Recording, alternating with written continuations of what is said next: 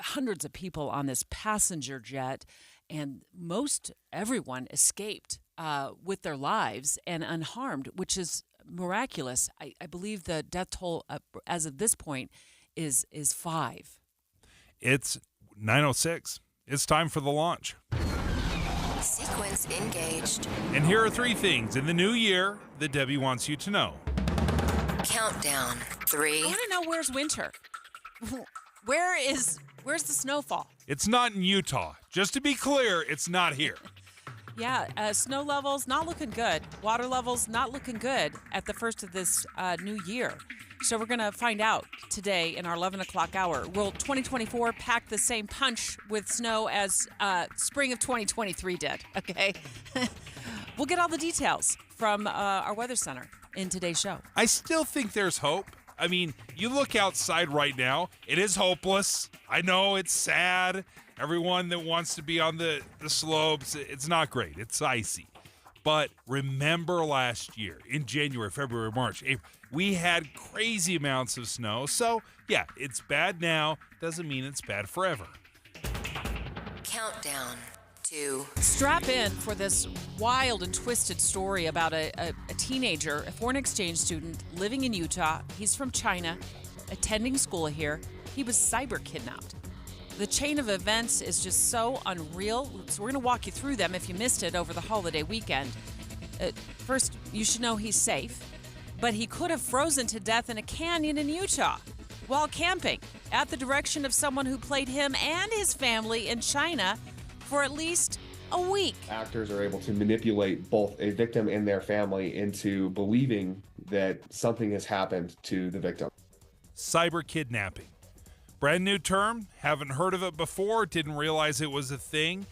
It also surprises me the age of this kid that was duped, and his family as well.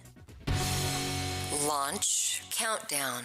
1. Our top story, we're going to get into the security breach that happened at the Salt Lake International Airport at about 10 o'clock last night. What we know is it's a 30-year-old man, made his way out an emergency exit and onto the ramp area, to the area where they de-ice the planes. He crawls into the aircraft's engine intake. Again, it was on the de-icing pad. It was a commercial flight, according to police, and the plane was occupied. The cause of the man's death is still under investigation. We're working with the medical examiner's office. They are going to perform an autopsy that will determine the cause and manner of the death. As you just heard from police, the man who reached the emergency exit at the airport did die. Debbie, I just got off the phone with somebody that has worked at the airport on the tarmac for 10 years. He wasn't there when it happened. He hasn't worked there for a few years, but he's going to describe how odd it is that someone would be milling around or running around on the tarmac, and what kind of access is available out there. It was surprising to him, especially the fact that there were people on that plane. Dave and Dujanovic. The launch. Commence. Dave and Dujanovic. Special coverage of the top local story. We are expecting a live phone call from the Salt Lake City Police Department in 10 minutes to help us get more details and understand what went down last night and overnight at the Salt Lake International Airport. It is a very strange chain of events. It began just before 10 o'clock last night. What we know from a news release that was issued by the police department, Dave, is that there was a store manager inside the airport. Contacts dispatchers to say there's some sort of a disturbance with a passenger. And this was going down on the secure side of the airport. What I mean by that is it seems from everything I've read that the passenger had already made it past TSA security gates. It was on the secure side. So pass through fine, it would seem, and then there's some sort of a disturbance once he gets past those gates. Apparently they have a name for that. Once they get past the TSA gates, they call it the quarantine zone, where from the TSA gates, basically until you land at your next destination, that it is secure. And the fact that there was a breach is maybe not as surprising as we think it is. Interesting. Because there's a lot of different ways to get out to the tarmac. Remember, there's a lot of employees that are constantly going from inside the airport to the tarmac, back and forth. There's emergency exits as well. Are there alarms on every one of those exits that alert when it's been opened? What we do know is by the time an officer got to the area where the phone call, where the person had noticed this passenger looking like there was some sort of a disturbance, that he'd already made it out an emergency exit door to a plane that was occupied and on the de-icing pad. KSL News Radio's Adam Small, you've been at the airport all morning long. What else can you tell us? Well, Debbie, you described it all very much. But the thing I did learn this morning from Brent Weisberg is that this man was a ticketed passenger. This was not some random person that, say, got into a random door, didn't go through security. No, it sounds like this person did go through security. They had a ticket, not exactly sure where they were going. But the big question that I have going into this is if you read the press releases, we've gotten one from the airport, one from police. Now, police detailed a little bit more what happened. They say first off, I'm impressed they found the guy in under 20 minutes. The Salt Lake Airport is huge. And they find him where, Adam? And they find him where? So they located him inside of that commercial plane engine where he was found unconscious. First off, they find him in under 20 minutes, but they found him unconscious. And then from there, they immediately start to know that they went into life-saving efforts. Like first, it was airport workers and police that found him. Then they got more EMS workers on the scene. They were not able to save the man's life. So from there, it sounds like he was unconscious and may have passed away after that. That's the big question that I have coming out of all this is was he potentially still alive when they start those efforts or not? Adam, when we read that he was found in the plane's engine, the intake cowling, was the engine running? According to the preliminary investigation, police are saying no. The airport has also said no, it was not running. It sounds like this plane was just going through de-icing as people were, it sounds like they are either started to board, already boarding. We do know that plane that was on its way to San Francisco did have to be deboarded for a time. Okay, and you've been at the airport. Does it look like it's operations as usual for those who are listening or heading out that way or expecting somebody to fly in today? Yeah, it seems completely business as usual. It sounds like this, just as police and the airport, it sounds like it had very minimal impact on airport operations. But obviously someone died, and then obviously they're going to want to get to the bottom of that, and hopefully the medical examiner's autopsy will shed a little bit more light on how this man died exactly. KSL News Radio reporter Adam Small, thank you. He died, and then the other question we have, of course, you heard Adam mention the name Brent Weisberg. He's with the Salt Lake City Police Department. He's going to be calling the show in about 4 or 5 minutes from now to give us hopefully more details. But the other question that we have is, what was his motive? Was this just a mental health episode where he runs out an emergency exit, makes his way to the ramp area, and eventually crawls into an engine compartment on a commercial airline? Or is there something, much a criminal act here involved? Even terrorism. That's my question. Yeah. Let's ask next. Dave and Dujanovic. You know KSL is the only news radio for your car, right? The only news radio for your smart speaker. Come here in the morning. It's the latest news and traffic. In the afternoon, news and updated weather. We have you covered at KSL News Radio. Born Michael King Jr. on January 15th, almost 100 years ago. Rise from the dark and desolate valley of segregation to the sunlit path of racial justice. Minister, activist, and civil rights leader. His message as important today as it was then. Now is the time to make justice a reality for all of God's children. We honor the Reverend Martin Luther King Jr. at KSL News Radio. Enroll in Farm Bureau Financial Services Driveology, and you'll instantly save 10% on your auto insurance premium. Over time, your safe driving habits could earn you even bigger savings, up to 50%. Learn more and start saving with Driveology at fbfs.com/save. 10% savings applied at enrollment for select coverages. Future savings based on individual driving behaviors and varies by coverages selected.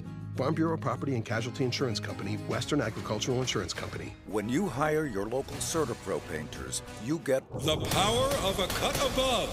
Decades of expertise to transform your home. From so-so to virtuoso. The power of neighborhood painters. We live where you live and probably like the same pizza place you do. Put the power of pro to work for you today. Get your project started at CertaPro.com. Each CertaPro painter's business is independently owned and operated. Mom and Dad used to argue about everything, especially about Dad's drinking. It drove me crazy. It got so bad, I couldn't do my homework. I couldn't concentrate. I absolutely refused to let any of my friends come to our house for any reason. I would have been humiliated if anyone found out how much my dad drank and how loud my mom screamed at him. My family went from totally crazy to quiet, calm, and even peaceful.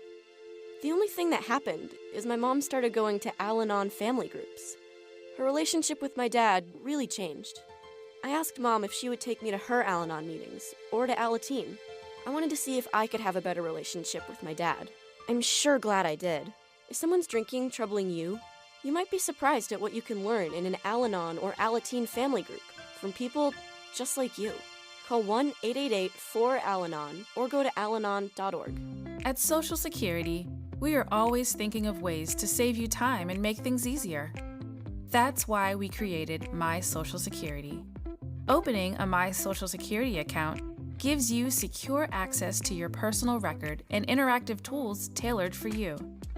You can see if you are eligible to receive benefits, view spousal benefit estimates, and compare retirement benefit estimates at different ages or dates when you want to start receiving benefits.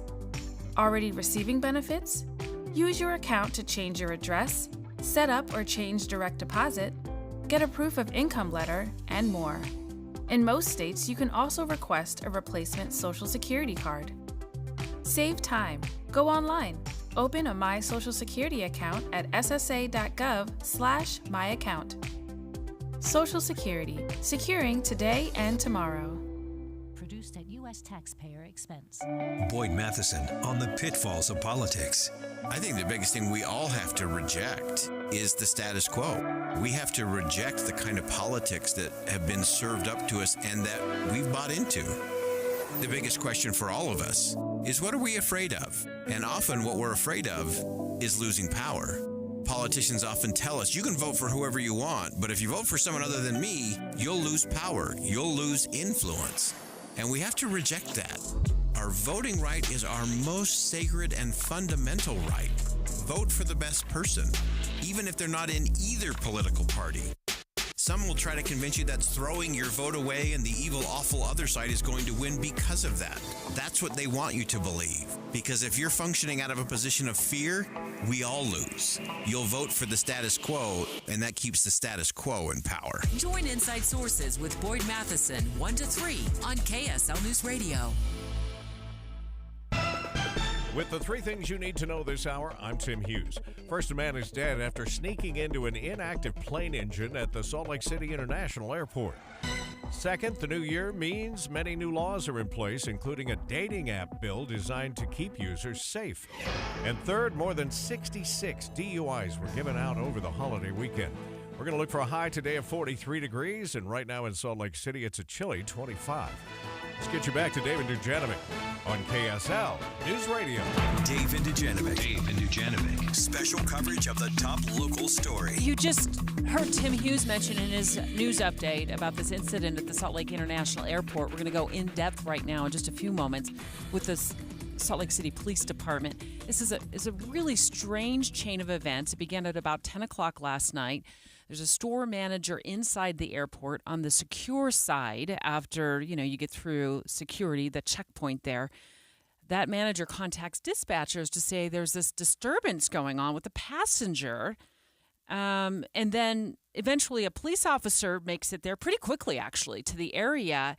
And the guy, the 30-year-old passenger, who was a ticketed passenger, had already bolted out an emergency exit door and managed to crawl up into an engine intake area of a plane. And we're still trying to piece it all together. Obviously, this is a developing story. We've reached out to the Salt Lake International Airport. They said, we're not quite ready to come on air and speak to this specifically because the investigation is ongoing.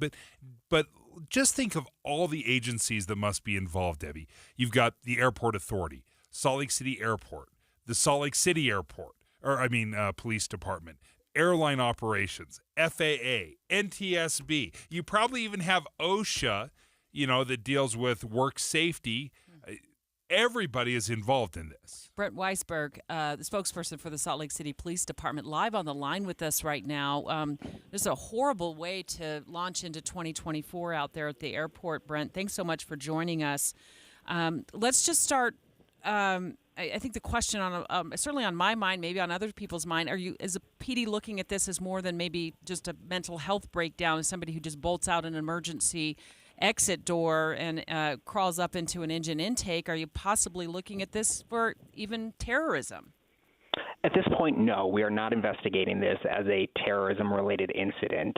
We are looking at everything related to the circumstances leading up to this. So one of the things that our detectives will be doing is they are going to start building a timeline of what happened last night, but they're also going to be working to build a timeline of this 30-year-old man's life in the days leading up to this incident so we can learn more information about him and what may have been going on in his life that ultimately led to what happened last night. Can you help us out a little bit with the timeline from the time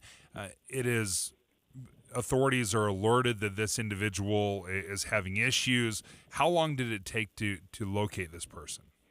So we're still in the process of putting together that timeline, but this investigation started at about 9:52 last night, and at about 10:10 is when our airport officers and airport operations employees found the man unconscious inside that aircraft's wing area, right in that intake area. Did he die inside there, or did he die after life-saving efforts were attempted on him, Brent? That's still part of the investigation. We're going to work with the medical examiner's office, who will conduct an autopsy on the 30-year-old man's body to determine the cause and manner of the death. The one thing that I did want to highlight is the coordination, the extraordinary coordination between Salt Lake City police officers and airport control operators.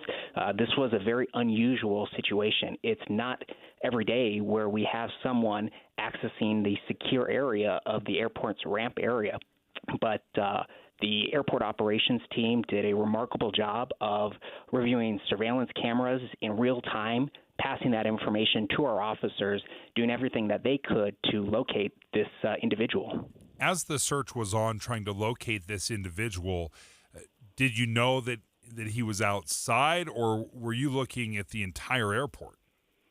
So based on the information that we have so far, based on the preliminary information, there are special security protocols within the airports that all airports have that allow airport control operators to identify areas that may have an intrusion. So their investigation is still going on, but based on what we've been told so far is those protocols did help officers and airport operations identify where this individual was on the airfield. We're speaking right now live to Brent Weisberg, who is a spokesperson for the Salt Lake City Police Department. We asked him to join us this morning because of an incident that happened late last night at the Salt Lake International Airport, where a ticketed passenger had made it past the TSA checkpoint and then somehow was causing some sort of a disturbance to the point where a store manager at the airport on the secure side contacted a dispatcher to say, hey, we've got something going on.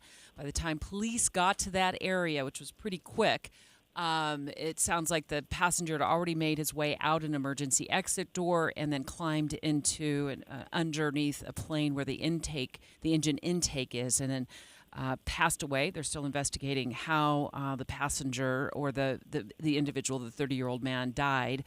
Brent, give us some logistics if you can. How far was it away from that exit door once he breached that door to get to that plane that he was found under?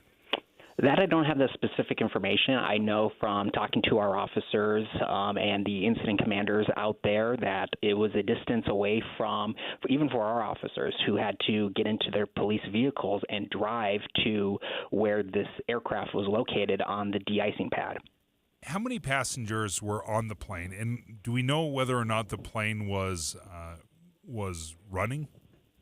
Based on the information that we have so far is that this plane was preparing to depart Salt Lake City International Airport. I don't have the destination of where it was headed to, but our officers worked with airport operations to secure the area and to safely deplane the passengers. So then they were deplaned, and then were other flights kind of held while this incident was going on, Brent? My understanding is that this incident did not have an overall impact to airport operations. So planes, theoretically, during those 20 minutes, were still taking off from the airport or landing?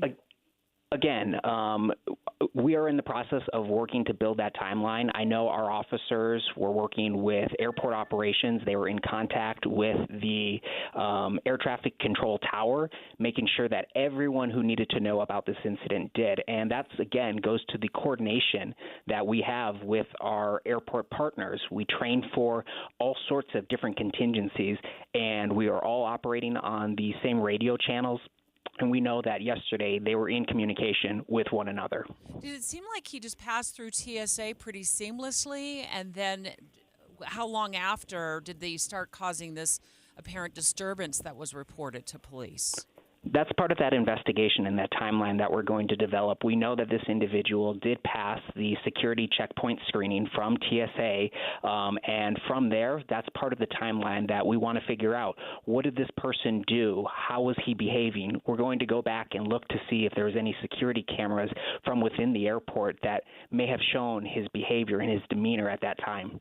Is the man from Utah, or did he pass through TSA in Utah, or was it a connecting flight?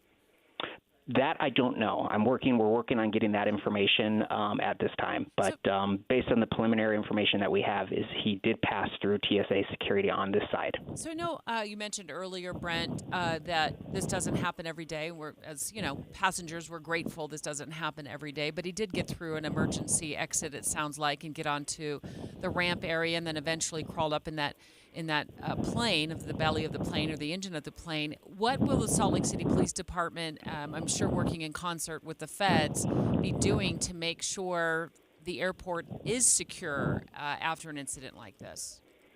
We are always reevaluating our security protocols and procedures, and that's a constant thing. So when we do have an incident, we're going to go back and we will review. We will do an after action to see, did everything that should have worked work? And part of that investigation will be looking into what happens when a security door is triggered. We do know in this case that there was an alarm trip. Once that security emergency exit door was opened, it did have a trip, which is supposed to happen to notify airport control operations that there's been someone passing through that door.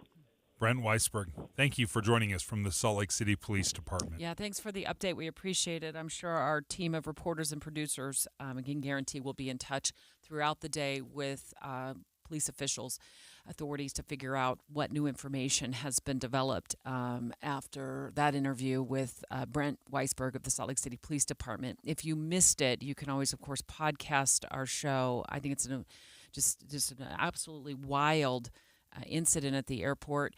A couple of important things to note here. He said that they're not looking into this as an act of terrorism, that they're working right now to piece together a timeline of this 30-year-old man's days leading up to this incident at the airport, where he breached that emergency exit last night at about 10 o'clock. And there was the indication that he passed through Salt Lake City TSA, so it doesn't sound like it was a connecting flight.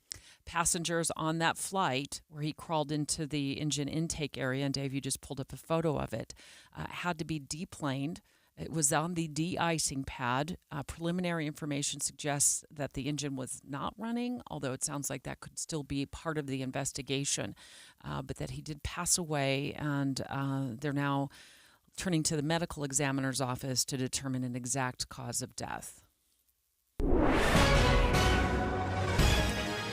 9:30 at KSL News Radio. I'm Tim Hughes with a look at some of our top local stories. As you just heard with Dave and Debbie, police are still working to determine how a man died after they say he crawled into that plane engine that wasn't running at the Salt Lake Airport last night. Here's KSL News Radio's Adam Small. Police and airport officials say just before 10 o'clock, a 30-year-old passenger breached a security door and crawled into an inactive engine on a plane that was on a de-icing pad. It only took police less than 20 minutes from the initial call to find him. However, when they did, he was still in the engine unconscious. First responders tried saving his life, but he died on the scene. The medical examiner working to figure out who this man is and how he died. Our top national story now from ABC News. No one was hurt after someone broke into the building that houses the Colorado Supreme Court overnight and fired gunshots. Denver police say the suspect was arrested about 2 hours after the first report of the break-in came. In and around 1 o'clock this morning, police say that person also started a fire, which was put out quickly by the Denver Fire Department. Utah snowpack trending in the wrong direction to start the new year with very little relief in the forecast. The amount of water in the snowpack across the state is about 33% below the historical averages. KSL meteorologist Kristen Van Dyke says to make matters worse, historically, when we have a dry December, the rest of the winter tends to follow suit. We have time, but I definitely think that it's something to definitely start thinking about. I mean, when we start off this rough with the December, it's definitely a little bit nerve-wracking to think about. Kristen says for us to catch up, we need either consistent storms or a big one every couple of weeks. Your money at this moment. Let's take a look at how the markets are doing right now. The Dow's joined in the downward trend here. We're off by 9 points, so not much on the Dow. The S&P is down about 0.6% or 27 points, and the NASDAQ continues to be the bugger of the day. It's down 209, which represents 1.4%. Coming up, there is a change in the forecast. A brush by storm on Thursday. Better chance coming Saturday and Sunday. We'll look at that forecast next. KSL News Time, 9:32. It's a priority for us at this station to bring you all sides of a story and to talk about the news fairly, completely. Get all the facts and be really aware. Utah's Morning News with us, Tim and Amanda. Weekday mornings 5 to 9 on KSL News Radio. Made to shine. Real stories from Shane Company customers. So last week, my boyfriend said, I have a surprise for you. And I totally thought he was going to propose, but it was just tickets to a baseball game. Then during the game, Will You Marry Me was up on the big screen, and he was down on one knee holding the most beautiful engagement ring. It was so sparkly. Our expert jewelers set every center stone by hand, so you'll shine forever. Shane Company, fine jewelry since 1929. Have you Googled yourself lately? Are there negative posts from an ex-employee or from a former client? Maybe an outdated news article or sensitive personal information about your family. Search engines don't always get it right. For right or wrong, it's your reputation on the line. That's where Reputation Defender by Norton comes in. One of the most trusted names in online reputation repair, Reputation Defender has been fixing people's search results for over 15 years. Their cutting-edge approaches help you to wipe away unwanted information in your search results. They also promote the good stuff so that it rises to the top, helping you put your best foot forward. Your good name is too valuable to leave to the whims of a Google algorithm. Take control with Reputation Defender. You can start by getting your free reputation report card at reputationdefender.com or call 800-401-6681 to speak to an expert. That's 800-401-6681. If you've ever set New Year's resolutions before, you know how difficult it is to follow through because you have to wait to see the results. What's up, everybody? I'm Mike Wilson with Any Hour Services, and in honor of your New Year, New You resolutions, Any Hour Services is having our New Year, New System sale. From now until the end of February, Any Hour Services will give you $2,024 off a new furnace and air conditioner, and you don't have to wait to save the money. You get $2,024 off at the time of purchase. The only thing you have to do to qualify for our New Year, New System sale is call Any Hour Services and schedule a free estimate. When you call, there's no obligation to buy. Just schedule a time to meet that works best for you. Let me say that again. From now until the end of February, when you have Any Hour Services install a new furnace and air conditioner, we'll give you $2,024 off. Call Any Hour Services right now and schedule a free estimate. 801-443-7400. You can Google Any Hour Services. You can even schedule online at anyhourservices.com. No one helps more homeowners than Any Hour Services. Join Mike Stevens of Capital Wealth Advisors for Retire Right Radio, Saturdays at 5 a.m. and 9 p.m. That's Retire Right Radio with Mike Stevens, Saturdays at 5 a.m. and 9 p.m. Traffic and weather together this morning is brought to you by Sinclair. Save up to 20 cents with DinoPay. Here's Heather Kelly. We've got a crash in Murray. This is northbound I-15 right at 4500 South. At least one right lane and shoulder are blocked. I think possibly two right lanes as well. And traffic is at a crawl and quickly backed up to 5300 South. So it's going to take you an extra few minutes northbound 15 to get into Salt Lake City. Other than that, you've got a good commute everywhere else along the Wasatch Front. Heather Kelly in the KSL Traffic Center. High today, 43. Tomorrow, 42. And then kiss those 40s goodbye. We'll be in the 30s for the rest of the 7-day period. And by Monday morning, on the back end of what hopefully is a snow storm that will bring some valley snow and even more to the mountains, we're going to have teens for overnight lows. Right now, sunny skies in Salt Lake City and 25 degrees. From the KSL Common Spirit Health Studios, you're listening. You can listen online at kslnewsradio.com. We're Utah's news, traffic, and weather station.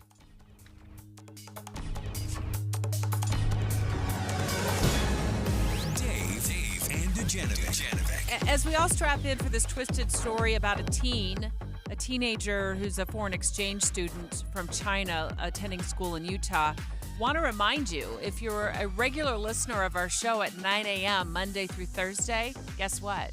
Starting this Friday, we'll be on air every Friday from 9 to 11 a.m. The movie show moves to 11 to 1 p.m., so you can listen to Andy and Steve during lunch hour. But Dave and I in the seat every Friday from here on out. You heard about this cyber kidnapping, didn't you, Dave? This, number one, I've never heard of cyber kidnapping.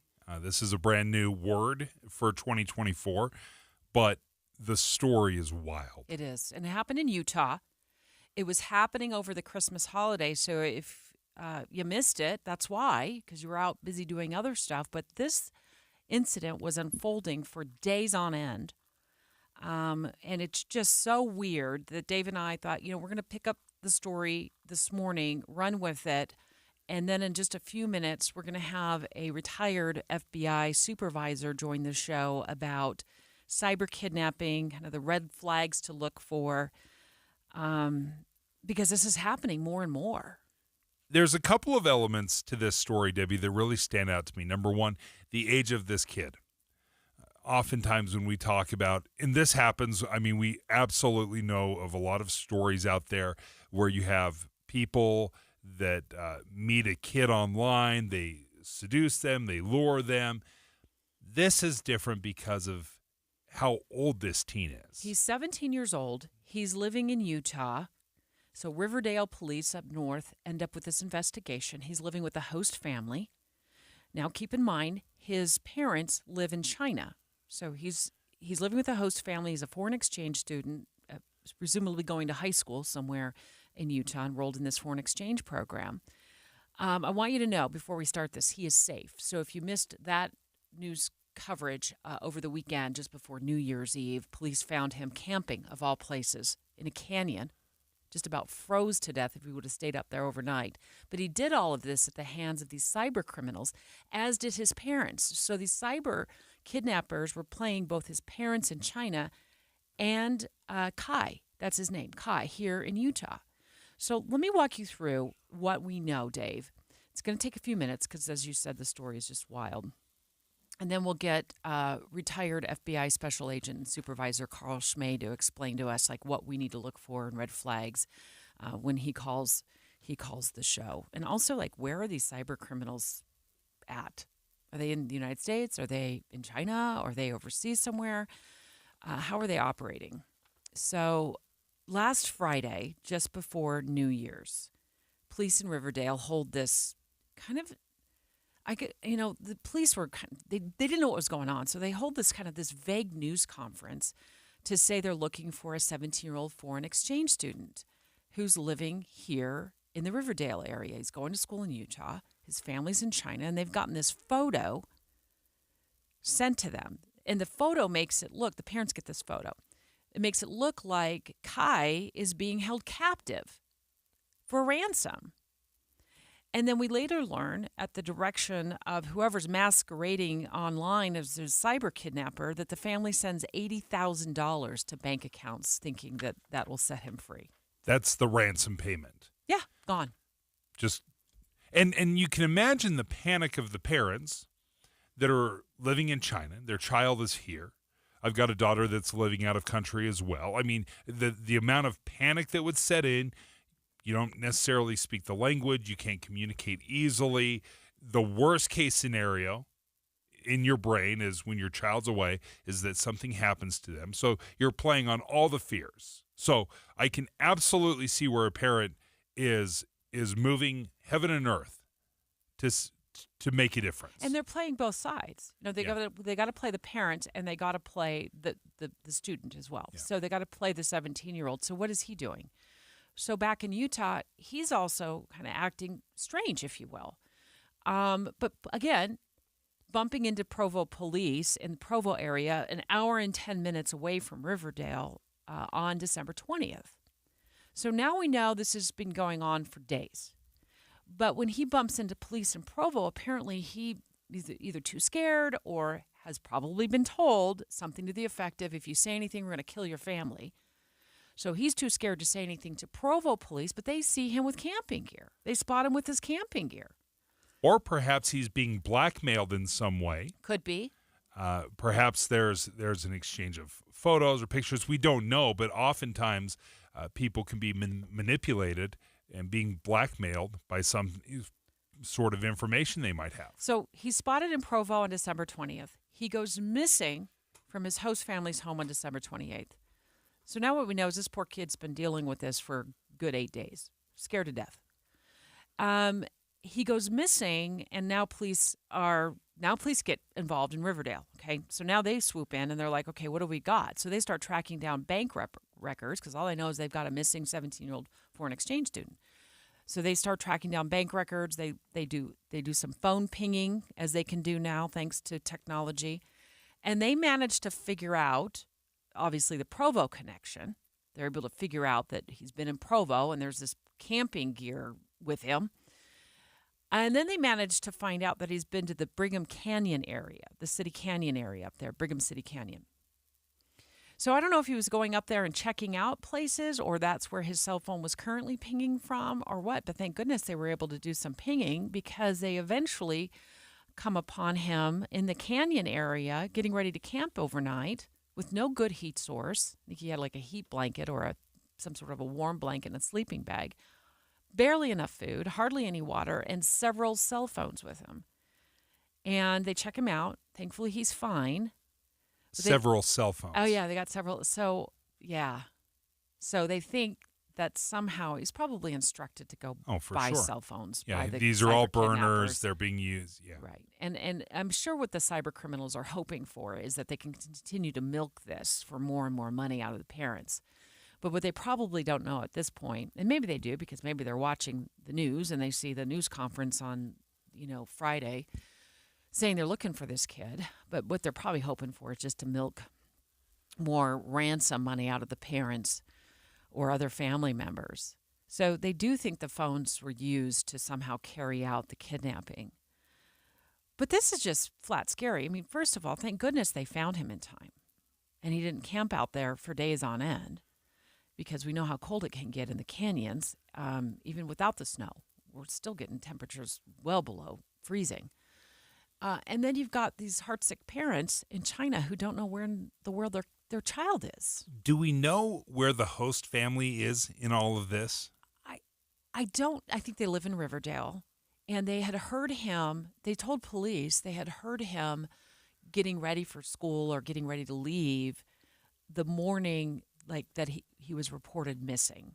So they had seen him. They had contact with him. But from there, it was it sounds like it was just as much of a mystery to them as it was to police. But to be clear, even though going back to December 20th, this is when he started buying the camping gear. Nobody knows. He wasn't gone for 8 days. No, he'd gone back. I'm sure he'd gone. Yeah. It sounds like he went back home. Yes. So he'd only been gone for a matter of hours, maybe I think it was day or so? Yeah, I think it was a couple of days because I watched the press conference on our Facebook Live from home on the Friday afternoon, December 28th. And then we got this news release on New Year's Eve, so a couple of days later, that they had found him in the canyon. So he had been gone a good couple of days, it sounds like, away from the host family's home. But you're right, to just clarify, he'd gone to Provo, spotted on December 20th, doesn't say anything to police about why he has gear or anything like that. You know, he's too afraid probably. Then he probably ends up going back home to the host family's house and then eventually leaving, likely at the direction of these cyber kidnappers. So weird, so strange. And then police put out this warning that cyber kidnapping is becoming more and more common. And where is that manipulation coming from? And I think this is what will be very, very good about our next interview. We'll talk to retired FBI agent Carl Schmay, because as you were describing this, Debbie, I want to know, how are these cyber kidnappers manipulating without physically being there, or blackmail the child? Dave and Dujanovic. Dave and Debbie go out of their way to make sure you hear all sides of a story. They're working the phones to get several viewpoints on for you. Hi, it's Tim and Amanda. We get you the full story, too. We have you covered on KSL News Radio. Jeff Kaplan here for my good friends at Advanced Window Products. Jake Weber and Nate Orchard are spreading the holiday cheer with their biggest sale of the year. If the wind whistles through your windows, if you want a fresh new look for your number one investment, your home, call Advanced Window Products and take advantage of this incredible end-of-year sale. Replace all of your windows and frames, and you get $2,500 off. But that's not all. You get a free premium glass upgrade. Insulate your home against the cold with double pane windows and stylish frames, any style, any color, and they're built custom right here at their headquarters in Salt Lake City for 37 years. They build the windows, they install the windows, and they guarantee them for life. Plus, an additional $2,500 off and a free premium glass upgrade. You can save now, pay later, so take advantage. Call now, Advanced Window Products, 801-850-9100, 801-850-9100, or visit AdvancedWindowsUSA.com. Guys, want to lose weight, improve your performance, and increase your drive? Revive Men's Health can help you make it happen with our new cutting-edge weight loss medications, like your favorite athletes and celebrities use. They're affordable and available now. And since your testosterone level has a direct impact on your weight and fitness, get a free T-check and free exam. Book your appointment today at Revive Salt Lake. We know we can help you. Call 801-263-7777. That's 801-263-7777. Or visit ReviveMen'sHealth.com. We all make resolutions this time of year, and let's face it, most of them won't stick. But here's one that's not only easy to keep, but will help you feel healthier all year long. Navage. Navage provides quick, drug-free nasal relief by washing saline in one nostril, around the back of the nose, and out of the other nostril. This time of year, when everyone is sick, Navage helps by sucking out germs, bacteria, and viruses trapped in our noses that cause us to feel miserable. And come allergy season, it does the same with dust, pollen, and other allergens. And unlike medications that can take time to help, if they're effective at all, Navage helps treat congestion symptoms in seconds flat, without drugs. This New Year's, resolve to use drug-free Navage to help you breathe easier, sleep better, and feel healthier all year long. Ask for Navage at Walmart, Walgreens, CVS, Rite Aid, Target, or find us online at Navage.com. Navage, N-A-V-A-G-E. Clean nose, healthy life. There are so many things that set Euromax cabinets apart from any other cabinet provider. The details can be a bit overwhelming, but let me give you a small sample. Each of their boxes are made from laminate with high-strength pressed wood core. They band all four edges of each piece using a waterproof and heat-resistant PUR glue that's the best in the industry. Their process virtually eliminates water damage, chipping, and greatly extends the life of your investment. Their LED lights are inset flush, so they look amazing wherever you put them. Whether it's inside glass cabinets, under the wall cabinets, or in the toe kicks, nothing adds a more luxurious feeling than lighting done correctly. When it comes to the face of your cabinets, the sky's the limit. They have access to all the cutting-edge products in the market. Simply put, the finest cabinet to be built and installed in the state of Utah. Go see their showroom in Pleasant Grove or start shopping their product at EuromaxFurniture.com. That's EuromaxFurniture.com. Euromax, built for you. With the three things you need to know this hour, I'm Tim Hughes. First, police and officials at the Salt Lake Airport are trying to figure out how a man died after he crawled into the inactive engine of a commercial airliner last night. Second, Utah snowpack trending in the wrong direction. The amount of water in the snowpack across the state now 33% below the historical averages. And third, expect deteriorating air quality through the day today. Most of the Wasatch Front expecting air in the orange range. The good news is there's a change coming in the forecast. Maybe we'll get some help in clearing this gunk out of the valley on Thursday. Right now in Salt Lake City, it is 25 degrees. Let's get you back to David Dujanovic on KSL News Radio. Dave and Dujanovic. Continuing our discussion about this 17-year-old foreign exchange student from China living in Utah in the Riverdale area got just ensnared in some sort of a kidnapping scheme that played both him and his parents, who are still in China. So apparently, we know this through police, that parents were sent some sort of a photo of Kai that made it appear that he was being held captive. And then they send or wire $80,000 to some bank accounts because they think that's going to, the ransom is going to free him. At the same time, Kai is running around Utah, probably at the order of the kidnappers, to buy things like camping gear and go camp in the canyon. Well, and you've got the host family involved as well, in the sense that my brother had a foreign exchange student stay with him for several months, and especially when they're 16, 17 years old, they have some autonomy. They come and they go and they do their own things. It's not like you necessarily keep track of them as closely as your own kids. Maybe they have a better understanding or they expect more freedom. But this is a very, very difficult situation because this isn't just some family on vacation. You've got a kid that has been removed from his parents. They don't have, maybe that same kind of guidance. And he's missing for at least a couple of days. Police in Riverdale hold a news conference. They aren't quite sure what they have on their hands on Friday afternoon. Thankfully, by Sunday night, we're getting a news release here at Broadcast House saying they located him camping in a tent up in the Brigham Canyon area, worried that he was going to freeze to death overnight because it's just so doggone cold overnight. He didn't have a heat source. He had maybe a blanket that was going to keep him warm and a sleeping bag and several cell phones, which were likely part of the scheme as he's being directed to probably go buy, as you said, burner phones. So these cyber criminals can pull this off. Carl Schmay, retired supervisory special agent with the FBI. You worked a lot of kidnapping cases. This is wild. It's absolutely wild. And police say that it's happening more and more frequently. Yeah, good morning, Dave and Deb. Yeah, this is a crazy case, but it's not new. So this is a phenomenon the FBI calls virtual kidnapping, and it's actually been going on for the last few years. There have been numerous FBI warnings put out over the last few years. Deb, when I was in the FBI, what we saw was a lot of these cases were happening involving Latin America, particularly people traveling down to Mexico. And what would happen is you'd get, we even had it happen in the Salt Lake area. Someone would travel from here to go visit family in Mexico. And then next thing you know, the family that's here in Utah was getting a phone call saying their family member was being held by the cartel. All sorts of terrible things are going to happen to them. They're going to be killed unless they sent a certain amount of money. So this has been going on for a while, and this is just a new variation of it.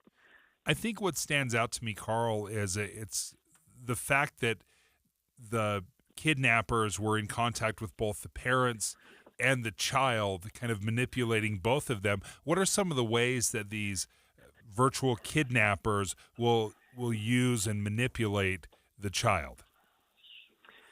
Yeah, Dave, great question. So what they're counting on is fear. They want to cause fear. Imagine, Dave, you get a phone call from somebody saying, hey, we've got one of your kids, we're going to kill them unless you send, X amount of dollars. for most people, that's their worst nightmare, right? That's Yes. like a scene out of that Hollywood movie, Taken. Yeah. And you freak out. People panic. They don't take the time to think because they will do anything to keep their child safe.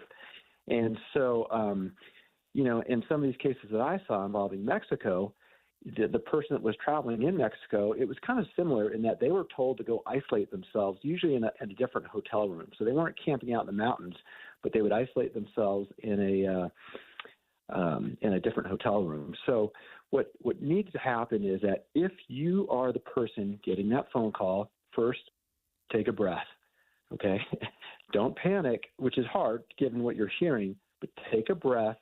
Think about what's going on and contact law enforcement because there are so many variations of this scam that's out there. And these scammers, I mean, they knew what buttons to push, right? The family in China is thousands of miles away. They get this phone call or series of phone calls. They end up getting a photo of their son. They're going to think the worst. And most of us as parents are going to do anything we can to keep our children safe. So they end up wiring $80,000, and I'm sure the amounts can be all over the map. It just probably the cyber criminals are probably playing on, how much. They're probably negotiating with the parents. Who knows? I don't have $200,000. Right. How much do you have? And the parents say $50,000, and then Exactly. they run down to the nearest store and wire the money, and then it's gone forever. Now, I'm Yep. always curious to know how in the world these cyber criminals know to contact, for example, Kai here in Utah, the 17-year-old foreign exchange student, and pair him with his parents overseas in China and then work both sides. Do you suppose this is happening through some sort of a hack that they're able to get both, information from both, or do they just contact Kai to begin with or the child first and then work it from there? Yeah, Deb, each case is different. So there's a lot of different ways that this can play out. I don't know the particular specifics Sure. on this case, but one of the tips that the FBI does put out is that if you are traveling, avoid posting this on social media because scammers can see that, hey, Deb is traveling or your child's traveling, and then a lot of people post a lot of stuff online, and then they can use that maybe to contact friends. Deb, I've got somewhat of a personal experience where a friend of ours, a young female, received a phone call that a very good friend of hers, who she knew was traveling overseas, was kidnapped. And this friend, she freaked out. Yeah. She panicked, and she immediately started going to her bank account and. Oh no! Yeah. She's a young adult, so she only had a few $100. She sent what she had, trying to be a good friend. Oh wow! But it happens at all levels. So it can it happens it at can all- parent and child, friend and friend, niece Yeah. and nephews, grandmas and Yeah, grandpas. So don't post Yeah, where you're going. Don't post where you're going, and also be aware. So this friend in the phone call, she swore up and down that the voice she heard on the other end screaming was Her friend. the voice of her good friend. Yeah. And so one of the speculations is that criminals are starting to use AI. There's software out there that people could use to Clone fake the voices, voice. clone the voice. Yeah. Now in the past, you could just have another female screaming in the background, and for most of us, that's going to be enough to Sure. get our blood pressure up, right? But now, if you're even talking about cloning voices, that could take it to another level. Whole So new level. some of the things that whole new level, So I think people need to be smart. One of the things they can do to try to avoid these situations is to establish a password for their family. So have a specific word that only your family knows. So if you get that phone call that, hey, Love your this. child's Yep. has been taken, say, okay, what's the password? What's the password? You know, Love that, Carl. Because Carl, generally these people they don't really have your children. That is great advice. Establish a password as a family. So if you get one of these calls, you just say, hey, what's the family password? It's good advice. KSL FM Midvale. KSL Salt Lake City. From the KSL Common Spirit Health Studios, this is KSL News Radio. Utah's news, traffic, and weather station. It's 10 o'clock at KSL News Radio. I'm Dan Bonas. KSL's top story this hour. Police and officials at the Salt Lake City Airport trying to figure out how a man died after calling into an inactive engine of a commercial airline last night. Brent Weisberger with the Salt Lake City Police Department says the 30-year-old man was able to reach the plane after breaching an emergency exit door at the airport. The cause of the man's death is still under investigation. We're working with the medical examiner's office. They are going to perform an autopsy that will determine the cause and manner of the death. Police, the airport, the NTSB, the FAA, and the TSA are all investigating the case. Utah's state auditor says he will not run for re-election.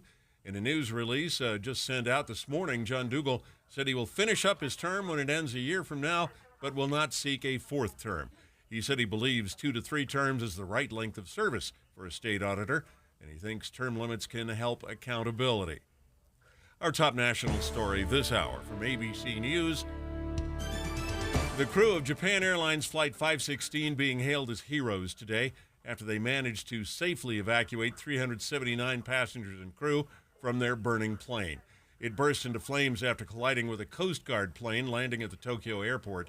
ABC News contributor and former Marine Corps fighter pilot Colonel Steve Ganyard says the key to the successful evacuation lies in where the Japan Airlines jet was hit. It clipped the JAL A350 just at a point where, yes, it did create that horrific explosion, but it wasn't so bad that the JAL crew in the cockpit weren't able to keep the airplane tracking down the runway.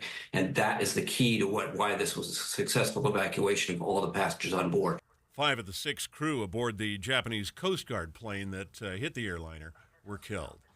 Your money at this moment, the Dow Jones average up on the day right now, 62 points. The NASDAQ, though, down sharply, 186 points right now. And our KSL weather, the lousy air is going to linger. That's next. KSL News Time, 10:02. Here's a way to get breaking news updates anywhere you go. At the store or in a work meeting, you can get breaking news on your phone. You can quickly read it, swipe, or click for more. It's super discreet, super fast. That's the app for KSL News Radio. Adopt US Kids presents What to Expect When You're Expecting a Teenager. Learning the lingo. GOAT, G-O-A-T, acronym, stands for Greatest of All Time. As in, spaghetti sandwiches for dinner? They're my fave. Dad, you're the GOAT. You don't have to speak teen to be a perfect parent. Thousands of teens in foster care will love you just the same. Visit adoptuskids.org. Brought to you by the U.S. Department of Health and Human Services, Adopt U.S. Kids, and the Ad Council. Not completing high school is more of a social thing than it was an academic thing. Even though all these years have passed, I still had that longing to have my diploma. At age 30, Carissa finished her high school diploma. If you're even considering getting your high school diploma, you can do it. No one gets a diploma alone.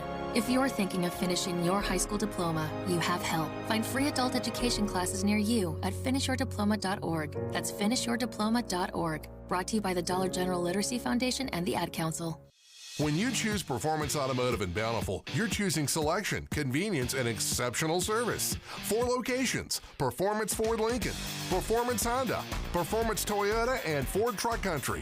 All dedicated to delivering you the best auto experience anywhere. Looking for your first car? Maybe you want rugged power or the stylish ride of your dreams. New or used. See it all at PerformanceBountiful.com.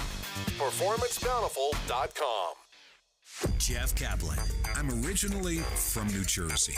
It's a little different than Utah. Oh, okay. It's a lot different than Utah. You understand what I'm saying here? I first came here on a date. I had an employee who lived in Utah, and I said, that girl, I think I'm going to meet her, and it's tax deductible. I never left. I've never left. I've been here for going on 15 years now, and we've been married for 12. I've been around the block in the radio business. I've worked for a lot of major companies. There are none with the commitment to the community that I found at KSL. There are none with the camaraderie of the staff that I found at KSL. And there are none with the commitment of management and the company to the safety, the health, the welfare of their staff. And I just love this place. Ride Home with Jeff Kaplan, weekdays 3 to 7 on KSL News Radio. Traffic and weather together brought to you by Sinclair. Save up to 20 cents with DinoPay. Here's Heather Kelly. Well, crews are still cleaning up a crash northbound I-15 in Murray. This is right at the overpass of 4500 South, still blocking the right lane and shoulder. Traffic is a bit slow and backed up almost to 5300 South, but the movement is starting to improve. And then we have another report of a crash in Cottonwood Heights. This is at the intersection of 7200 South Highland Drive. We are seeing a bit of delay in that area. Heather Kelly in the KSL Traffic Center. KSL weather, our dirty air lingers over the Wasatch Front until Thursday at the earliest. Above that, mostly sunny with a few clouds today, partly cloudy tomorrow. And right now, we're at 28 degrees with a little bit of mist outside. I'm Dan Bomas from the KSL Common Spirit Health Studios. Listen online at kslnewsradio.com. We're Utah's news, traffic, and weather station.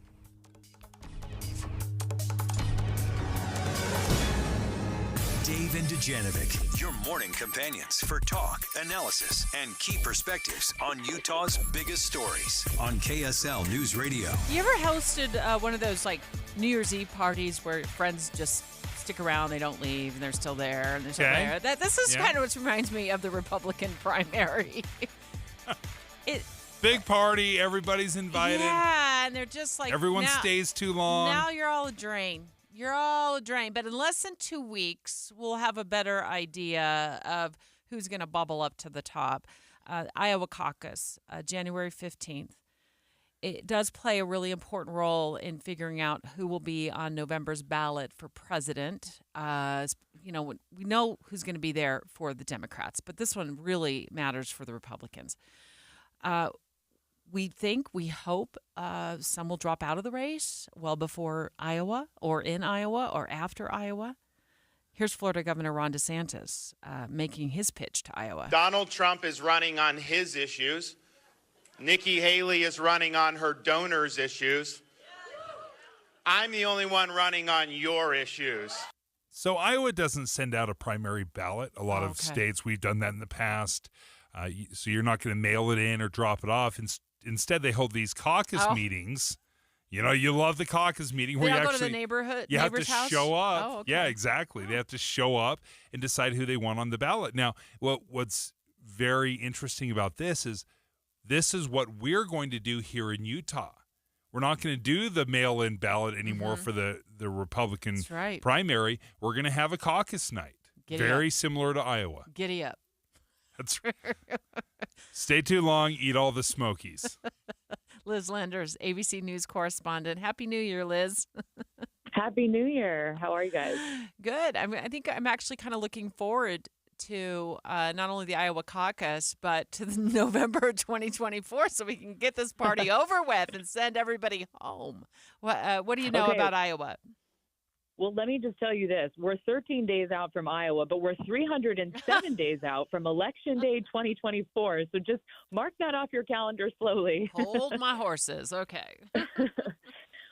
What we're seeing right now out of Iowa is these candidates kind of making their final pitches to voters. It's less than 2 weeks until that caucus process starts. And some of these candidates have been in Iowa the last few days. Florida Governor Ron DeSantis was there yesterday. He attended a football watch party. He did an interview with a local news outlet there.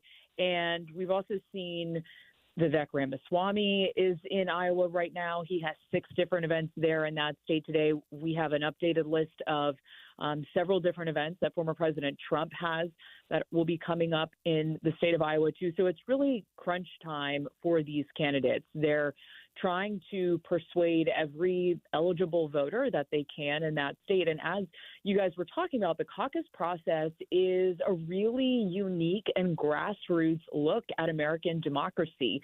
It's the kind of thing where, and I'm sure some of your Utah listeners are familiar with this, but voters may be standing in a gymnasium with their neighbors around, with people in their PTA meetings, and they can kind of make pitches to each other. It's a very personal process. And I think that some of these candidates like Governor DeSantis of Florida are really hopeful that the personal touch and nature of the Iowa caucuses helps propel them to a victory. That's why you've seen DeSantis has spent a lot of time in that state. His campaign has invested a lot of energy there. They're really hinging their hopes on Iowa. So I think that if Florida Governor DeSantis doesn't do well in Iowa, that could signal potentially him, reevaluating and reassessing his overall campaign. But sort of looming over all of this, former President Trump is still doing quite well in these state polls and also the national polls. He is still the front runner by a large margin. So I think we're all very excited to see what happens when these voters get together in a few Mondays from now to actually start casting their votes. Liz, do you get this sense, and it kind of feels like this to me, that Governor DeSantis has put all his eggs in this Iowa basket? He's said that he was going to visit all 99 counties in Iowa. Mm-hmm. I don't know if he actually made it to all 99. Do you know? He did. Yes. He pulled what's called the full Grassley, named after the senator there, Chuck Grassley, who goes to all 99 counties when he's campaigning. He did, in fact, reach it. He went the full Grassley. How does the polls play out right now? Obviously, Donald Trump's got I would assume, a large lead like he does in most other places. Yeah, I think the polling continues to indicate that Trump is leading in these places, and that really it's a battle right now for second and third place. DeSantis has been doing well in Iowa relative to the bottom half of the field, I guess you could say. But, it doesn't really matter all that much if DeSantis is in second, if Trump has such a large lead over all the rest of these candidates. So I think that, one of the things about the primary process is that momentum begets momentum in some of these circumstances. So I think that DeSantis, Haley, even Chris Christie, who has been very enthusiastic about his prospects in New Hampshire, all of these candidates are kind of hinging their hopes that they could potentially eke out Trump in one of these early states, and that may have a snowball effect for them going forward in these other states.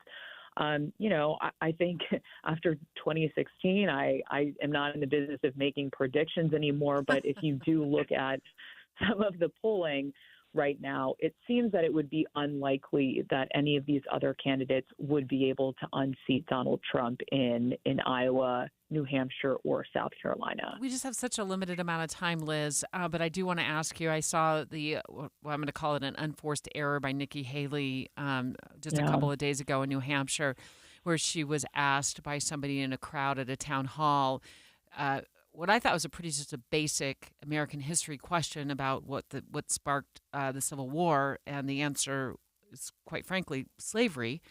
And she went in a totally different direction and talked about government, kind of got twisted up, and then that has followed her over the last couple of days. I've seen a lot of posts on social media that she really didn't. Yeah, she messed that one up. And do you think that'll follow her into Iowa?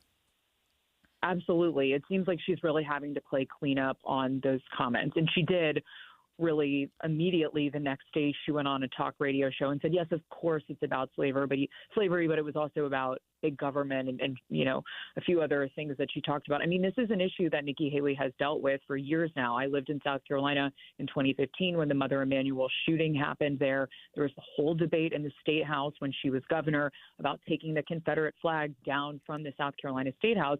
Ultimately, that happened under her leadership, but it took really a horrific event of racist attack on a black church to precipitate that. So Nikki Haley has dealt with issues of race. She knows what caused the Civil War, or I think most people thought she did. So yes, I do think that especially in states like Iowa and New Hampshire, which were not part of the Confederacy, that she will probably be asked about this again, or this could potentially weigh into some voters' calculations when they're either caucusing or going to the ballot box. Liz Landers, thank you for joining us, ABC News correspondent. Yeah, we'll be continuing to follow the latest on the polling and leading up to Iowa, certainly with our team of reporters and producers, and Boyd Matheson, who you can hear every day right here from 1 to 3. Straight ahead, we got just a dose of bad news today about DUI arrests over the weekend, doubled from last year over this holiday weekend. So we're going to ask Utah Highway Patrol what they think is the cause of that spike in DUI arrests over the weekend. One thing I want to bring up, though, and Dave, I pointed this out to you earlier today, is that it doesn't appear that UTA, public transit, was running after midnight, and in some cases after 7 p.m. on New Year's Eve. So I want to ask Utah Highway Patrol, would that have helped bring down the DUI numbers if we would have had public transit more readily available? Dave and Dujanovic. Current events can have a lot of moving parts. Our job is to make it easy to keep up. You're part of a bigger world, so spend 15 or 20 minutes here and be part of it. Join us weekday mornings between 5 and 9 on KSL News Radio.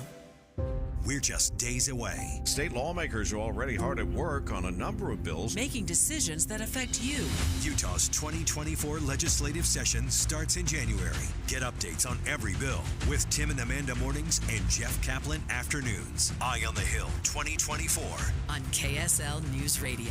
If you've ever experienced running out of hot water before your shower was done, or hard water spots on dishes and fixtures, I've got a deal you might be interested in. What's up, everybody? I'm Mike Wilson with Any Hour Services, and you probably already know that a tankless water heater and a water softener solve both issues. If you've ever thought about looking into getting a tankless water heater, here's the deal I was talking about. Through the end of February, we're including a free water softener with every new tankless water heater we install. The best part of this deal might be that you never have to worry about being the last one to the shower again, or that you don't have to waste the money keeping 40 to 50 gallons of water hot 24/7. To take advantage of this deal, call Any Hour Services before the end of February. The visit's free and there's no obligation to buy. If you decide to have us install a new tankless water heater, we'll throw in the water softener for free. That's right, a free water softener when you purchase a tankless water heater. Pick up the phone and call Any Hour Services right now for all the details. 801-443-7400. You can Google Any Hour Services. You can even schedule online at anyhourservices.com. No one helps more homeowners than Any Hour Services.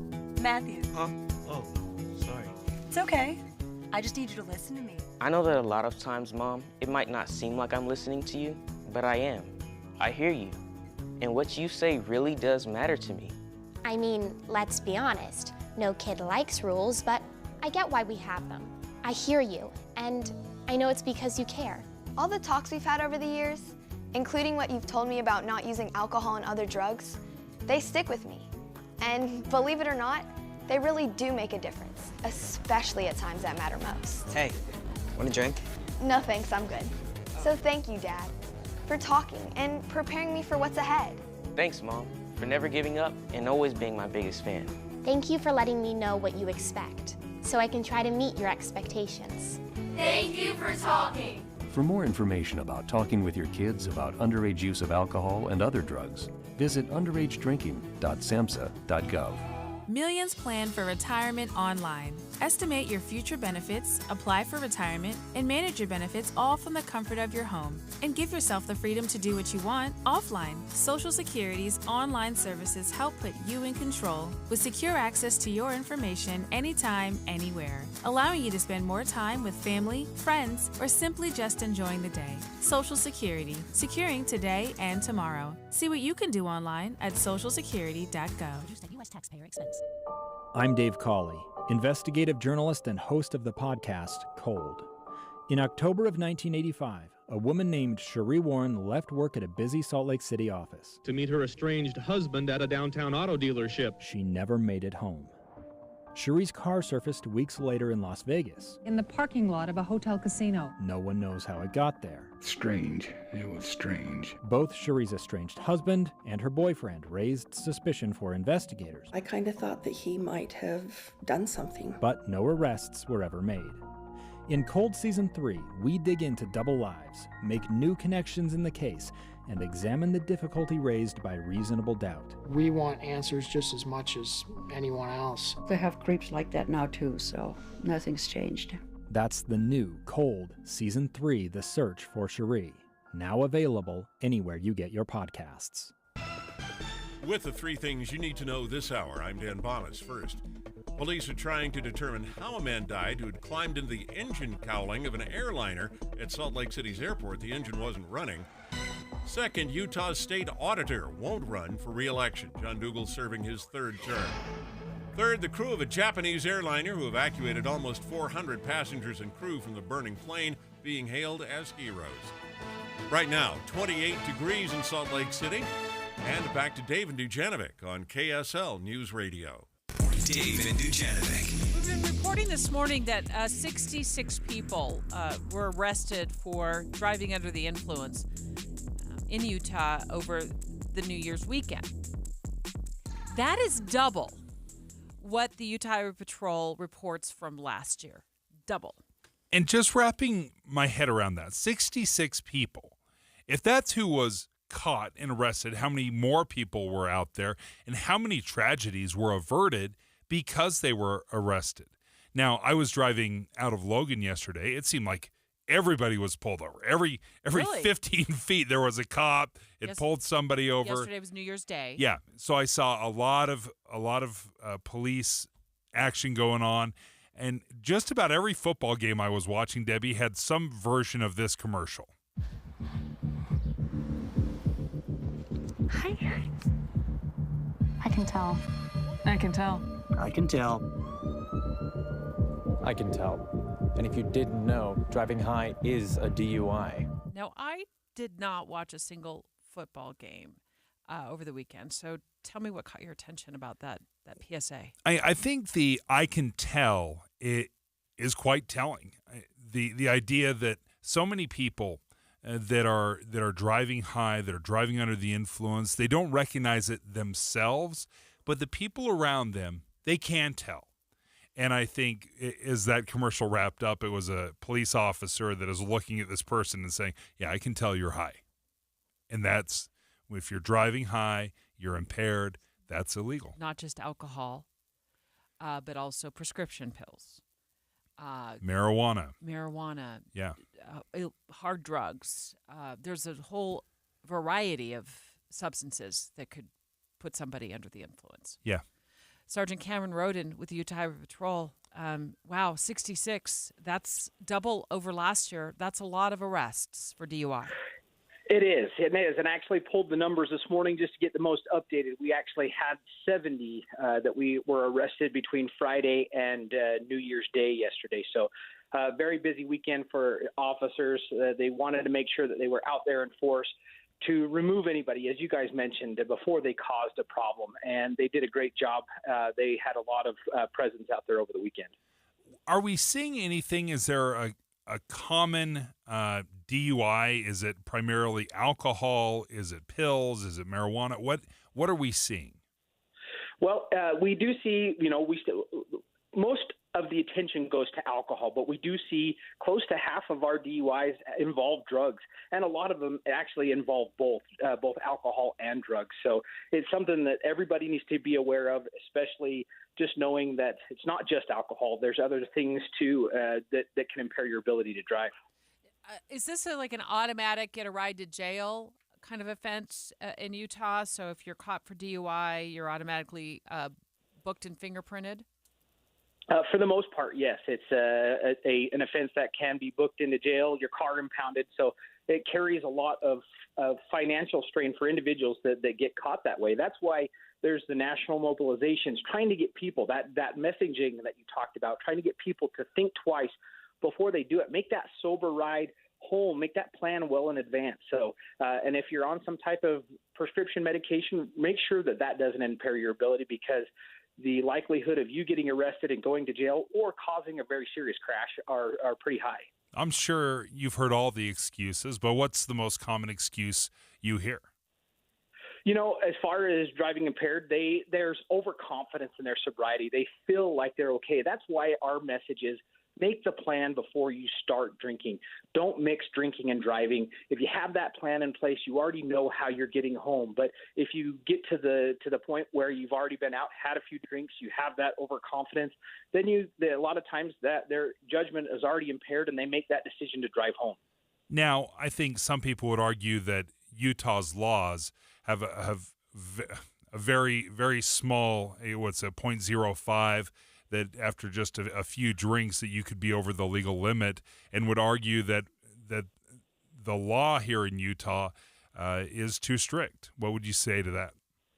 Well, when we look back to when that law was first enacted, it was went into effect at the end of 2018, and there was so much hype around the law at the end of 2018. And we did some surveys to people who said, "Hey, is this going to affect your decision to drink and drive or not?" And a good number of those people said, "Yes, I'm going to plan that sober ride home." And then going into 2019, we saw a significant decrease in the impaired driving, the deaths associated with impaired driving. And we want to get back to that because the ultimate for the law is not to make more arrests, it's to get people to separate drinking and driving. Impaired driving is not okay. It's 100% of it preventable if we all do our part. Sergeant Cameron Roden with Utah Highway Patrol live on the line. When Dave and I took a look at the DUI arrests over the weekend, it was 66. And you just jumped on the air and said, actually, you've reevaluated. You've had a chance to look at more of the reports, and it's actually 70 DUI arrests over the New Year's weekend, more than double now. What it was last year. So I did hear over the weekend that the Utah Transit Authority didn't offer service after midnight on Sunday, and in some cases, because of the Sunday schedule, it sounds like they, buses and stuff stopped running at 7 o'clock on Sunday night. Now New Year's was on a Sunday night, and New Year's Eve was on a Sunday night. Do you think that factored in? That there was not inexpensive public transportation readily available across the Wasatch Front to the high number of DUI arrests? How much that actually plays into it, we'd have to look at that a little bit more. But there are so many other options than considering driving if you're impaired. You can get an Uber, you can call a friend, have a designated driver.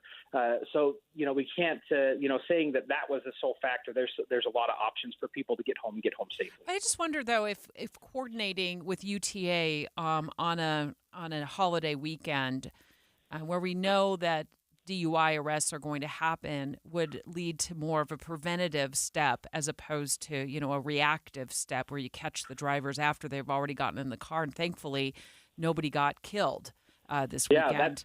And I just wondered if that coordination could be something that both UTA and the state could look at in terms of coordinating just as an option, because we always say Uber or Lyft. Those are options, but typically those are surge pricing, and those are can be extremely expensive that late in the evening, like $100 or more. And I'm just thinking we have this resource available. Maybe we could use it in the future. Yeah, and that may be something we consider and discussions that we can have in the future about those possibilities. One thing that we did this year is we partnered with the Workforce Services and the Division of Alcoholic Beverage Services that they were able to offer discounted rates throughout this time frame to individuals that needed to get home instead of taking the alternative of driving home. And so there were some options out there this year, but that is some discussions that can be had. Sergeant Cameron Roden, thank you for joining us from Utah Highway Patrol. Oh, one of the things I wanted, is he still on the line? Cameron, if you're still there, I just wonder, Dave was saying you saw a lot of people pulled over on New Year's Day. I'm not sure if somebody's been drinking heavily or been doing drugs and then they get behind the wheel the next morning, if everything's burned off. Can you give us some perspective on that as to whether they could still be intoxicated even a few hours or several hours later? High likelihood. A lot of that, there's a lot of factors that play into that. And so, a lot of it depends on how much they've had to drink, when their last drink was. But pretty much you burn off alcohol at a set rate. And so a lot of times people will, drink and then go to sleep for a couple of hours, wake up thinking that they're okay. But their body is only able to process that alcohol so fast, and they still are over that legal limit. So definitely factor that into your plans in driving. Sergeant Roden, thank you. Yeah, appreciate it, Cameron. So glad that nobody got injured over the weekend, but still 66 people. Now 70 people that we know of arrested for DUI. And as you pointed out, Dave, and rightfully so, probably a lot more people who didn't get caught. Caught this story about the cost of the American dream and why it is so far out of reach for younger adults. Let me give you a taste of the amount of money that you need over a lifetime if you want to live the American dream. And then Dave and I are going to take a deeper look into this, an in-depth look into this in just a few moments. Wedding and engagement ring. Now, you just went through this, Dave. Your son just got married. Yep. The average cost is almost $36,000 for a wedding and an engagement ring. Anything into that neighborhood? What? Wait a second. Okay. What ring is out there? What's the going rate? $36,000. You must be living in Utah. You must be living in Utah, because I don't think that's too far out of whack. But I have a feeling that Dave and I are going to disagree on a lot of these numbers next. It's 10:30 at KSL News Radio. I'm Dan Bonas. KSL's top story this hour. Police still working to determine just how a man died after they say he crawled into a plane engine, an airliner engine that wasn't running at the Salt Lake Airport last night.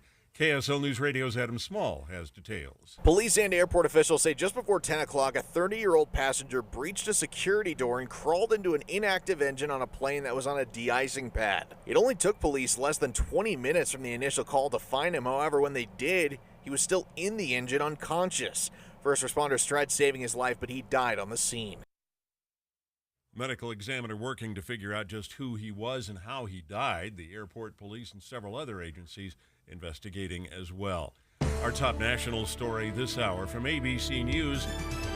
Japan has lifted its tsunami warnings, but officials say at least 4 dozen people have lost their lives in a series of earthquakes. More from ABC's Tom Rivers at the foreign desk. The country's prime minister warns damage from the powerful earthquake is widespread and casualties are likely to rise after it struck off the coast of central Japan. American Daniel Smith was visiting Toyama when the quake hit. First, it just started very slowly, and everybody kind of left it off. They thought, this is kind of humorous, on New Year's Day, and then it's just a violent shake. In the aftermath, hundreds of aftershocks and more panic. Tom Rivers, ABC News at the foreign desk. Your money at this moment, the Dow Jones average up on the day, 63 points, while the NASDAQ is sharply down more than 200 points right now. And our KSL weather, the dirty air is just going to stick around. That's next. KSL News Time, 10:32. News doesn't just mean information or dates. It's the story of our local history being told in real time. Be a part of the story. This is Tim Hughes and Amanda Dixon. We hope to be a part of your story. We have you covered on KSL News Radio. We all make resolutions this time of year, and let's face it, most of them won't stick. But here's one that's not only easy to keep, but will help you feel healthier all year long. Navage. Navage provides quick, drug-free nasal relief by washing saline in one nostril, around the back of the nose, and out of the other nostril. This time of year, when everyone is sick, Navage helps by sucking out germs, bacteria, and viruses trapped in our noses that cause us to feel miserable. And come allergy season, it does the same with dust, pollen, and other allergens. And unlike medications that can take time to help, if they're effective at all, Navage helps treat congestion symptoms in seconds flat, without drugs. This New Year's, resolve to use drug-free Navage to help you breathe easier, sleep better, and feel healthier all year long. Ask for Navage at Walmart, Walgreens, CVS, Rite Aid, Target, or find us online at Navage.com. Navage, N-A-V-A-G-E. Clean nose, healthy life. Question: what will you find on all over-the-counter or OTC medicine packages to help you choose the right drug and use it safely? The answer: the drug facts label. This label lists the medicine's active ingredients and purpose, how much to take, and warnings you should know before using it. Remember, even OTC medicines you buy without a prescription can cause side effects you don't want. So follow the information listed on the drug facts label. For more information, visit fda.gov/drug facts label. A message from the U.S. Food and Drug Administration. Tim and Amanda.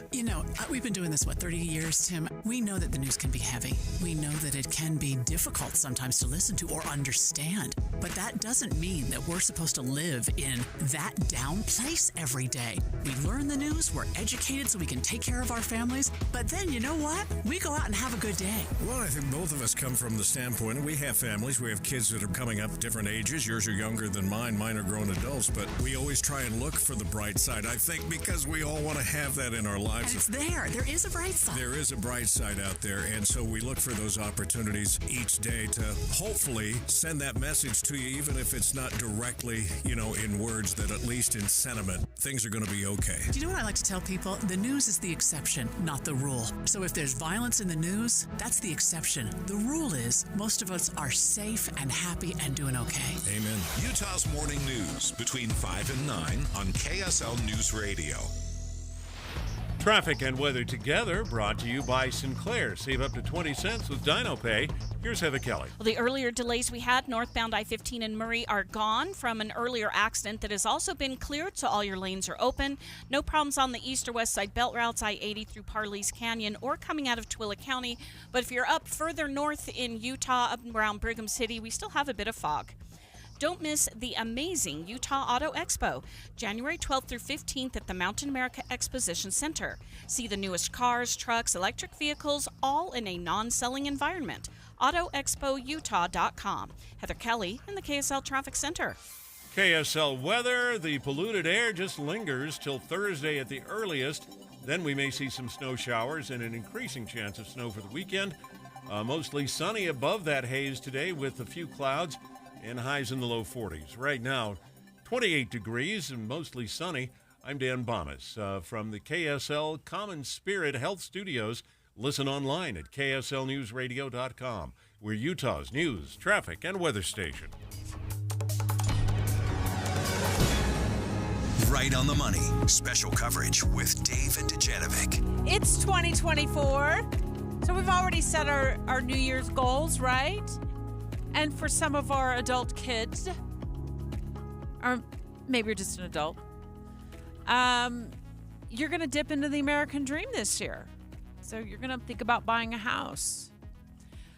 So here's the headline that I caught that I wanted to have it out with Dave over, because I think he's coming from a much different perspective. The American dream costs far more than most people will earn over their lifetime. I caught that on CBS News. And that right there, I'm not a pessimistic person. That brings me down. That makes me sad, Deb. The American dream costs about, ready for this? $3.4 million to achieve over the course of a lifetime. And that means from getting married to saving for retirement.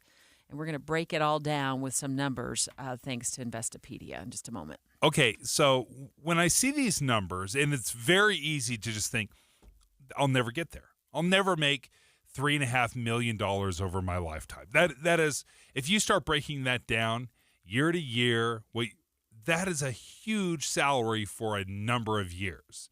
So I think instead of just being pessimistic and saying, well, I guess the American dream is unachievable, I think we need to re-examine what our definition of the American dream is. Interesting. Re-examine. Yeah. The definition. I've always wondered personally, who made up the American dream? Yeah. It's No one knows exactly what that means. It's just like osmosis, right? Yeah. We grow up, we become 18 years old, we go to college, we don't, we go to work, or whatever. And all of a sudden it's like we're swooped up into the American dream and we're like, who set the standard and whose dream is this? Because all of a sudden I feel compelled to live up to somebody I don't know, never met, their American dream. Well, and what's strange to me, Debbie, is if you were to ask me just straight up, Dave, are you living the American dream? I would say without a question. Without a doubt, no question, I am absolutely living the American dream. So when I see these headlines of nobody can achieve the American dream unless you're a multimillionaire, then I'm like, what is your standard? So I hope you break down for me what they're talking about, because I feel like I'm living the American dream. Dave and I talking about what it costs to live out the American dream according to some new news headlines.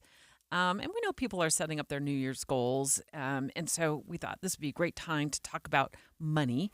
And in a few minutes, we're going to be taking live phone calls because you brought up the fact that you think maybe it's time we restructure the American dream. So we're going to ask our listeners to weigh in on what stays and what goes. I don't think healthcare can go.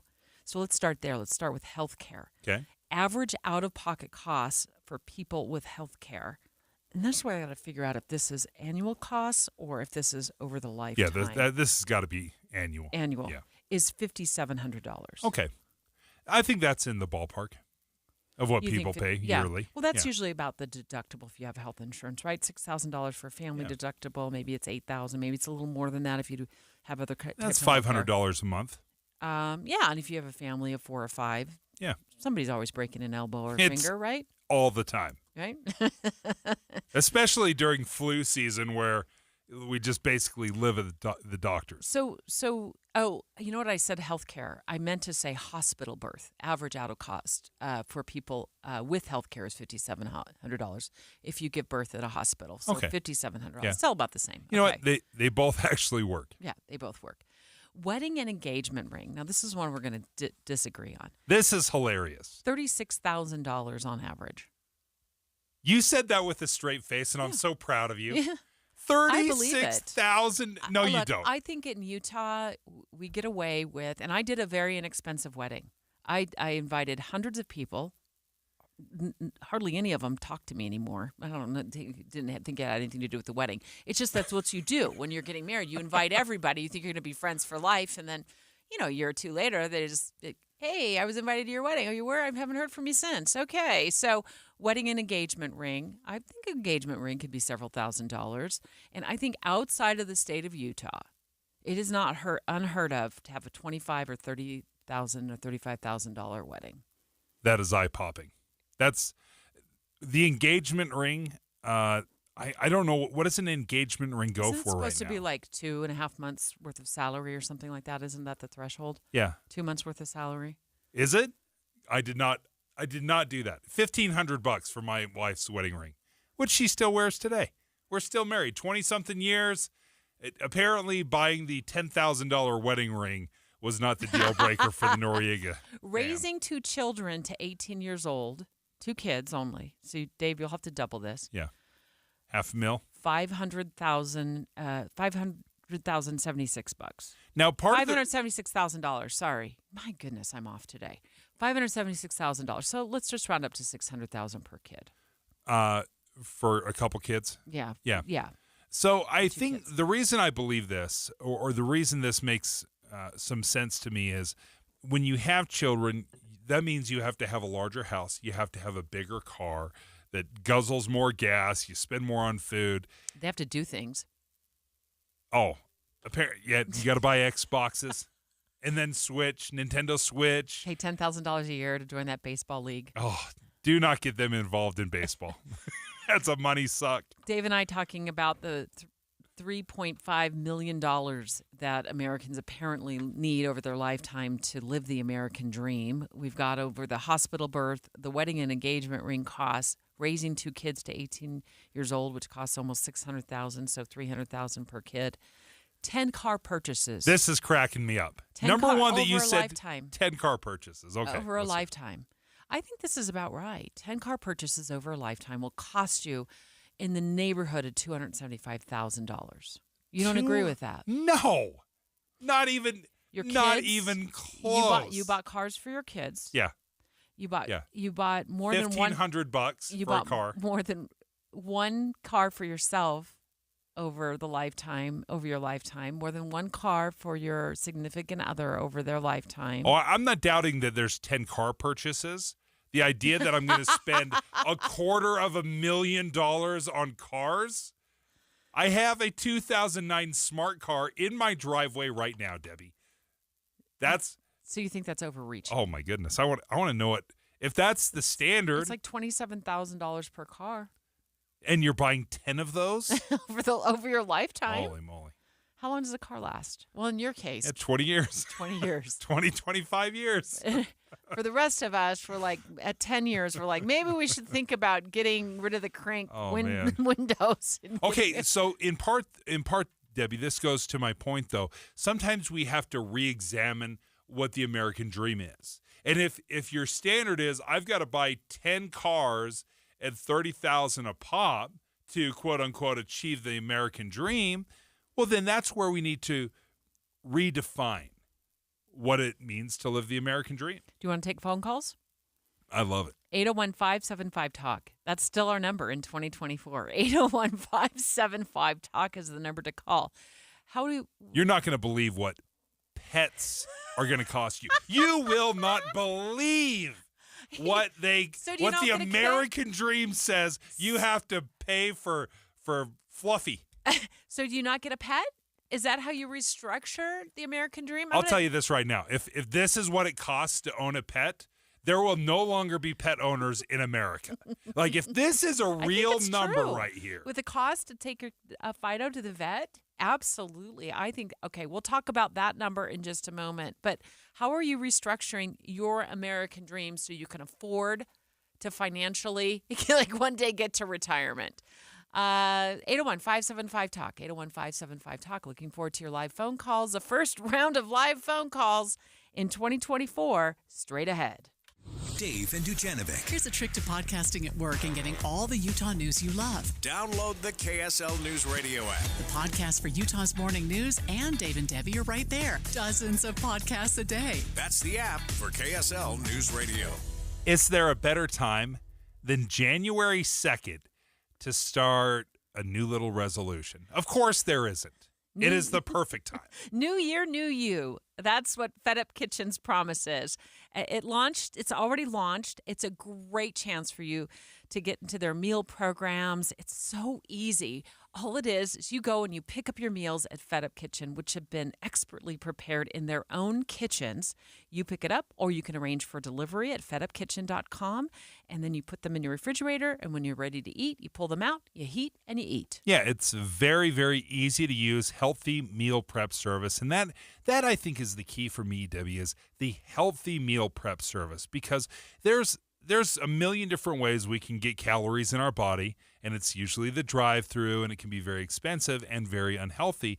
But for less than the cost that a drive-through will hit you up for, they'll prepare a healthy meal for you. And right now at fedupkitchen.com, all you need to do is log on. And you're going to find there's a special deal through the whole month of January on their peanut butter energy bites. 10 bites for $10. It is a perfect pre-workout snack. And let me tell you, y'all will be at the gym with me this year. I'll be so grateful to see you.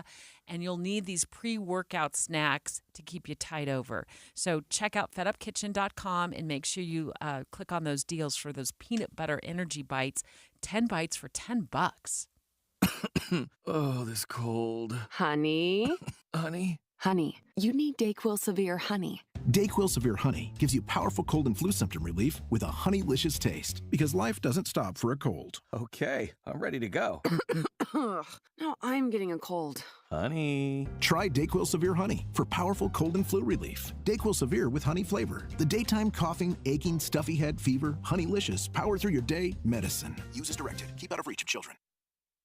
Sometimes I struggle to get to sleep. My body stopped for the day, but my mind is still running. So I take ZQuil. ZQuil, the world's #1 sleep aid brand, has a range of non-habit-forming products to fit you and your family's needs. Invest in a great night's sleep for the best you tomorrow. I'm awake and ready to take on anything. Better days start with ZQuil nights. Explore our products at ZQuil.com. Use as directed. Keep out of reach of children. My little brother's friends have been camped out at our place for 2 days straight. 3. It's because of the Xfinity 10G network. Internet that can handle a house full of screens at once, with basically no interruptions. And it's only getting faster. When I was their age, internet like this was a pipe dream. You sound like my grandpa. Please go home. The next generation 10G network only from Xfinity. The future starts now. Now through March 21st, new customers can get 1.2 gigabit internet on the Xfinity 10G network for just $25 a month for 2 years with no annual contract and Wi-Fi equipment included when you add Xfinity Mobile with unlimited data at regular rates. Go to xfinity.com/10G, call 1-800-XFINITY, or visit a store today. Requires paperless plan and autopay with stored bank account. Restrictions apply. Taxes and fees extra. Xfinity Mobile requires Xfinity Internet. After promo, regular rates apply to internet service and Wi-Fi equipment. Actual speeds vary. Over the years, you've brought them into your home. You were prescribed opioids after the C-section and after Dad's back injury. They helped when you were in pain, and you held on to them just in case. But did you know holding on to unused opioids puts your family at risk? Trouble with opioids can start at home with unused medicines, such as pills, patches, and syrups. You can remove the risk and protect your family. Find out how at www.fda.gov/drug disposal. Boyd Matheson on the pitfalls of politics. Sadly, both political parties are more interested in scoring political points than they are solving the American people's problems. They're playing a zero-sum game, and it's not zero-sum. It's everybody coming together. We have to come together. Compromise has integrity. That's a big part of what's going wrong in our nation's capital and in many conversations around the country. Inside Sources with Boyd Matheson, 1 to 3 on KSL News Radio. With the 3 things you need to know this hour, I'm Dan Bonas. First, police are trying to determine how a man died who had climbed into the engine cowling of an airliner at Salt Lake City's airport. The engine wasn't running. Second, Utah's state auditor won't run for re-election. John Dougal serving his 3rd term. Third, the crew of a Japanese airliner who evacuated almost 400 passengers and crew from the burning plane being hailed as heroes. Right now, 28 degrees in Salt Lake City. And back to Dave and Dujanovic on KSL News Radio. Right on the money. Special coverage with Dave and Dujanovic. Well, in light of inflation and how expensive everything is, we're asking this question.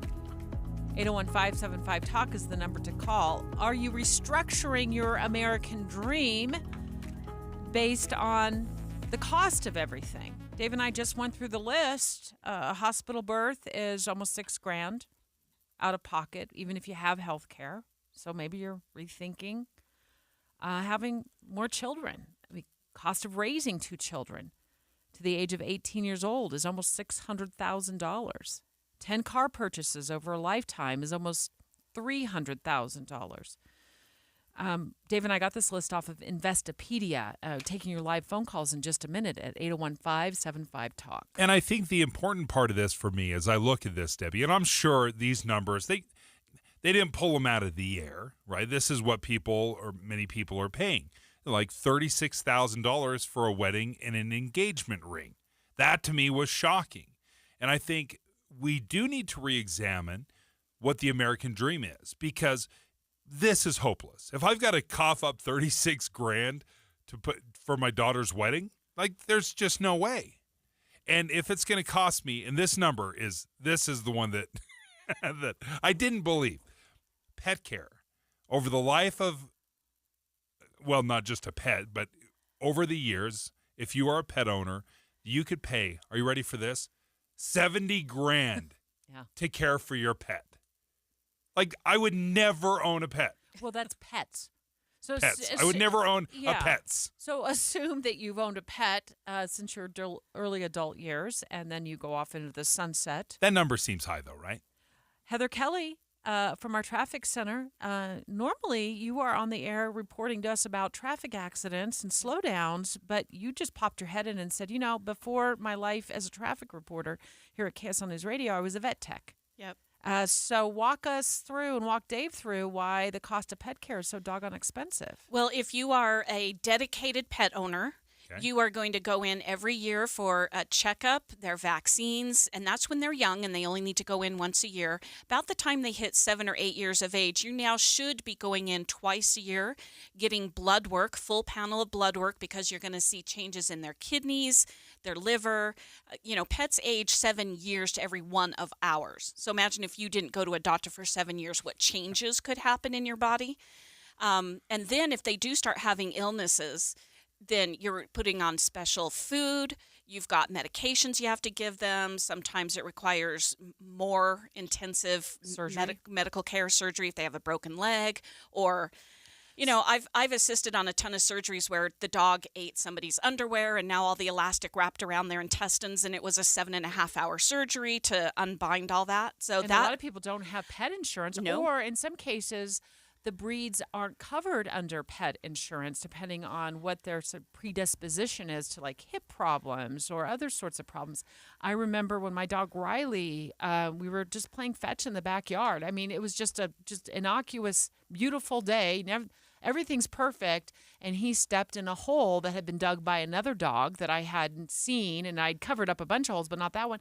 He twisted his leg, broke his knee. $4,000 surgery. Yeah. And that's cheap. That's actually cheap for $4,000.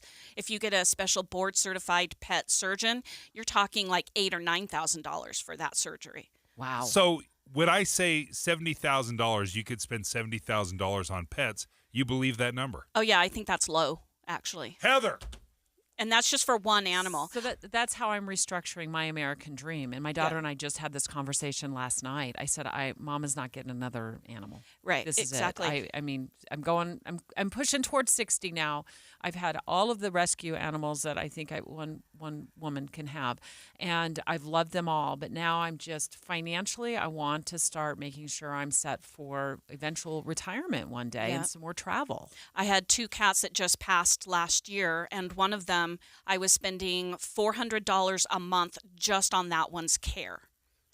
Because Heather, of the you're illnesses. a saint. Yeah. You're a sweetie. Heather Kelly from the Traffic Center, formerly a vet tech, talking to us about the American dream and why. And pets are part of that. Pets are certainly part of the American dream. It's our homes. The average cost to buy a home, including your lifetime mortgage payment, almost $800,000 over the course of your life. Don from Layton, are you restructuring your American dream in 2024? Hey, good morning, Deb and Dave. You have to, I guess. And we talked about this about a month ago. You guys had on, you were talking about the cost of rent and that, today's generation, they're not going to be able to buy a house. And I didn't. And you and I disagreed, Deb, but of the American dream, because what you and I have is not the same as what it is now. Right. But here's the question: whose fault is that, Deb? We've left $33 trillion in debt to our children. Yeah. Someone's paying that, right? That's high taxes right there for them for the rest of their lives, or something that we did. I mean, we need to fix it. We need to, there's things that can be done to fix things to make it to where possibly it's, a lot easier for our children's generation and the generation after that. But it's going to take some hard calls and some, discipline to do that, don't you think? Absolutely, and some of that is luck. I mean, some of our healthcare costs are uncontrollable. I mean, some of that is just flat luck, that some of us are born without any sort of major complications and health problems in our lifetime, and others battle 4 or 5 rounds of different kinds of cancer. And that sets them back more than the next person. I was talking to a friend this weekend who has cancer, and we were talking to another friend, and this other friend is going through some health concerns too, but she's been generally pretty healthy, as have I, knock on wood, right? You never know when your number is going to come up. And we're talking about saving, and we're talking about our goals and our financial goals in 2024. And my really dear friend brings up, and then you get cancer. Yeah. And everything is derailed. And you have to readjust, and you have to figure out how you're going to fund the money that's needed for your health care and your long-term care. And thankfully, she's in a pretty good spot now, but this is something that's not going to go away for her. So you never know, right? I mean, we just never know when we're going to be just financially set back and derailed in life. Well, and again, going back to kind of my initial feeling is, if you were to ask me, am I living the American dream? I would say no question. I'm not a rich man, I'm not a millionaire. And I absolutely believe that I'm living the American dream. I think what we're getting sold right now is this standard that, quite frankly, for most Americans is unachievable.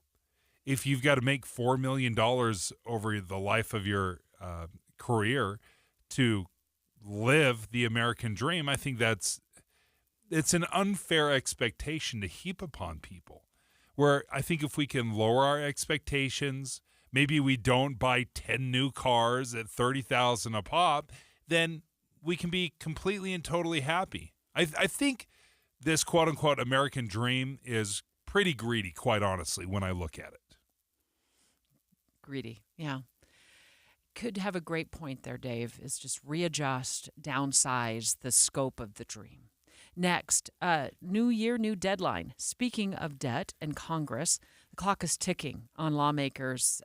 We could be risking another government shutdown in just the next couple of weeks here. Thankfully, we have Boyd Matheson, the voice of reason, in the House with us in about 6 minutes to talk about what's on the line and if Congress will meet the deadline.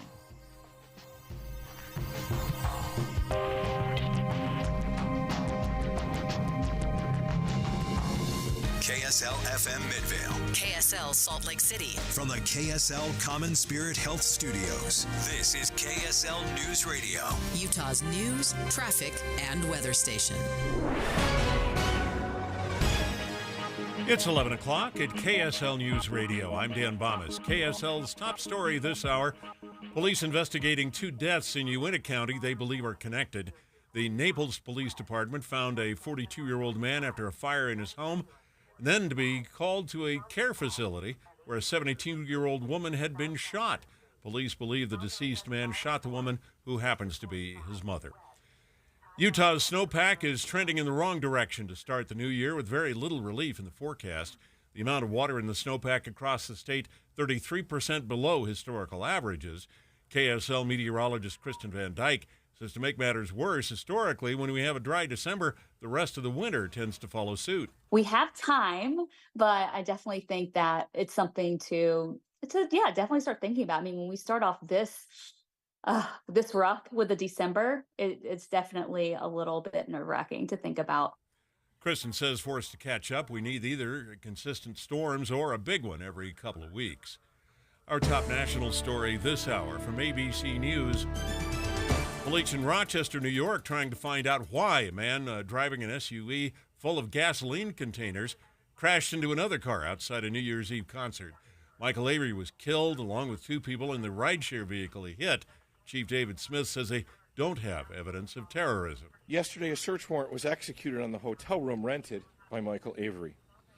There was no suicide note recovered during the search of the hotel room. The Smith says Avery may have been suffering from mental health issues.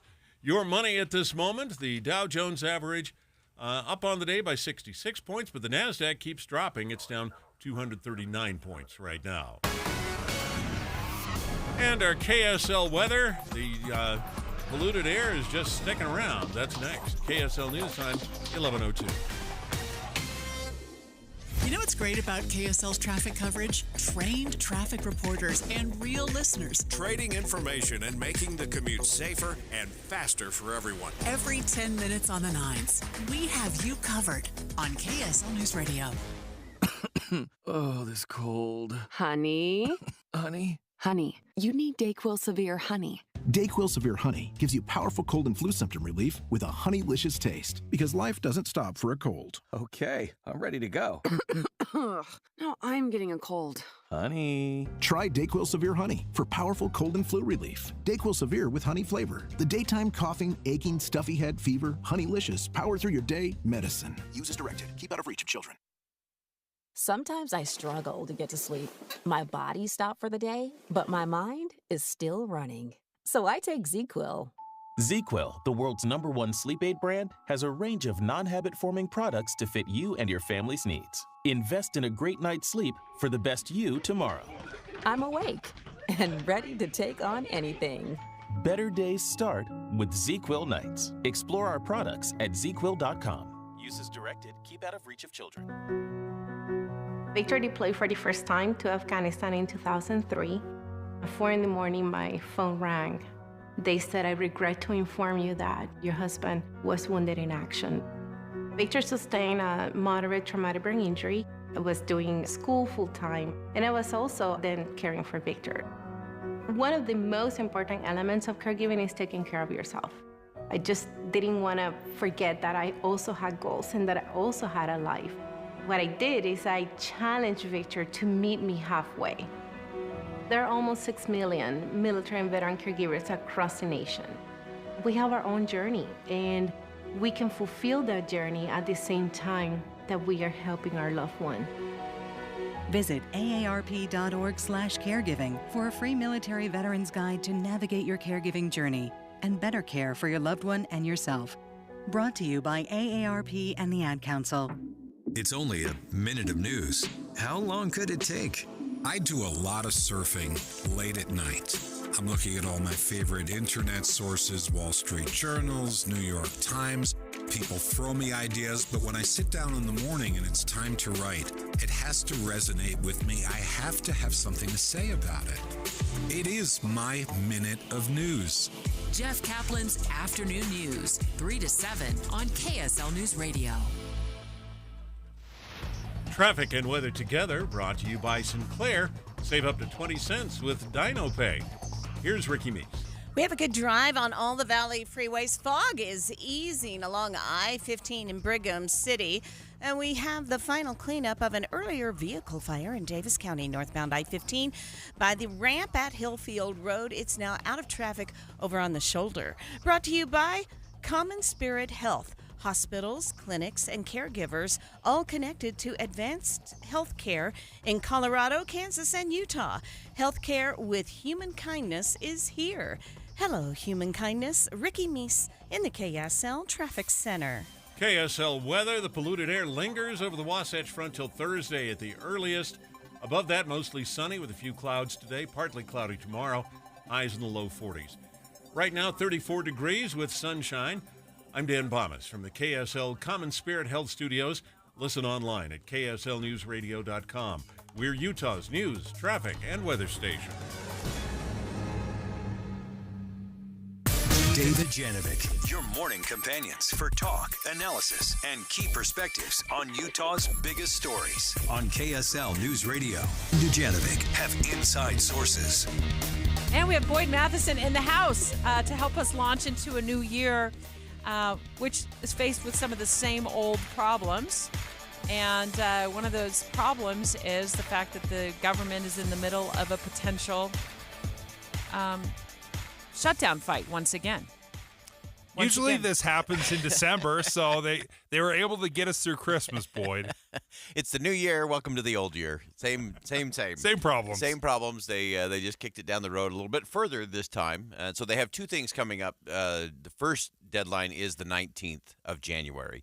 So you remember back in November, they kind of split things up, and it's something that was actually unique. I liked this. This was a smart move. Yeah, I'll let you explain it. So Speaker of the House, Mike Johnson, said, no, we're not going to do the big omnibus, roll it all into one big massive bill that nobody reads. He said no more of that. And so on one hand, we all applauded that and said, okay, this could be different. Now the reality sets in. The House does not come back in until the 9th of January. Senate comes in on the 8th. So they'll basically have 10 days to get the first half of those 12 appropriations bills all done. The second half have to be done by February the 2nd. So in legislative speak, that is no time at all. Plus, they're dealing with border security, Israel funding, Ukraine funding, and about 27 other things that go on top of that. So it is going to be a crunch right out the gate. It's sort of like when you don't do your homework over the Christmas break. It all comes due, and it's all coming due for Congress. So typically the big omnibus bill just throws everything into a big pot. Is this going to just create two different pots that they're doing? So they're like, buy omnibus? They actually call it a minibus. Okay. So, of course, they know what this is called. Speaker Johnson said he's not interested in a minibus, in doing this as a lump of 6 or 4 or 8. He says he doesn't want to do that. He wants to do regular order. And so that is what they're going to attempt to do. That's what they've been working on through November, December, was these, again, there's 12 appropriations bills. They've been working on 4 of them in particular. They have to get done by the 19th. He says he does not want to roll those into a minibus. So for the average person who isn't all tuned into minibuses and extra long buses and all that being other thrown stuff. under the buses. I thought when they decided to bifurcate these different pieces of legislation funding packages, what it meant was like on January 19th, when the first deadline hits, there's a potential for some government agencies to shut down. That's correct. And then there's a second deadline where they grouped in a bunch of other government spending and agencies on February 2nd. So we won't run the risk in this scenario of having all the government agencies be sent home while they work things out. They'll have the first deadline January 19th. Hopefully they'll be able to get to those agencies before then, so they keep those agencies afloat and open. and then they move over to the ones that are facing a shutdown on February 2nd. That's correct. Yeah, okay, that's so for the average person, this could actually work out better, especially if you're a federal employee. Yeah, depending on which agency you're working in. Sure. and if they can actually get them done. That's going to be the real test as always. Do they really get serious about getting those done? And also remember, we're rolling into big 2024 election year, and so the negotiating gets much more difficult. Because a lot of the filing period for someone to challenge you in a primary, whether you're a Democrat in California or a Republican in Utah, those filing dates are opening up.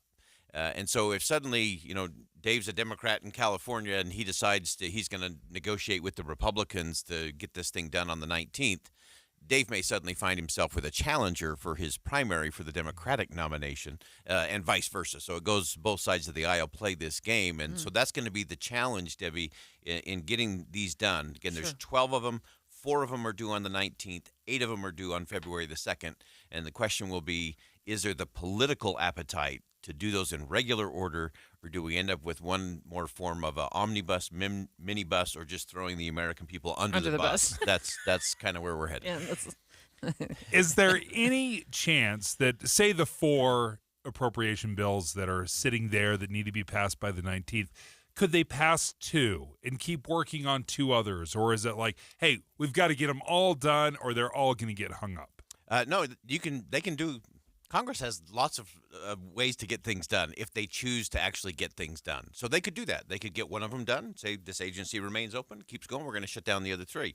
That could happen. It's not likely. Again, in an election year, we're much more likely to see some combining of those rather than just picking them off one at a time. New House Speaker Mike Johnson was able to sort of figure out something to get us through the Christmas holiday. What's your confidence level with him proceeding into 2024? Yeah, this will be the big test. He's got major leadership tests in the next 2 weeks because he is going to have to deal with at least these first 4 things that have to be done to fund the government. But then he's got all this other pressure in terms of the southern border.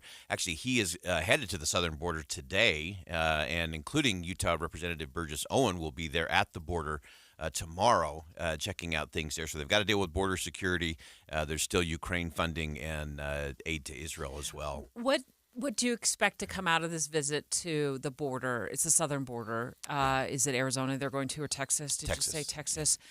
Because there's been a lot of politicians who visited the southern border for a number, for the last several decades, and we seem to be worse off than ever. It is definitely worse than ever. Just in the last 30 days, there's been over 300,000 people come across that. So think of that in terms of numbers. If you watched the Rose Bowl yesterday and there were 100,000 people in that stadium, fill that up Triple. 3 times. Wow. And that's just how many people came across in the last 3.5, 4 weeks. And so there are some real serious things. And it's always interesting to see how that kind of expands. Of course, we're hearing a lot more complaints now from places like Chicago and New York because suddenly they're being impacted by those. So I do think that one is going to come to a head. The Biden administration recognizes that they've got a problem at the border. They sent Secretary Mayorkas down there over the Christmas holiday as well. And so I think there will be some conversations around border security early in the year. And why is Congressman Owens going from Utah? Does he have a connection down there, or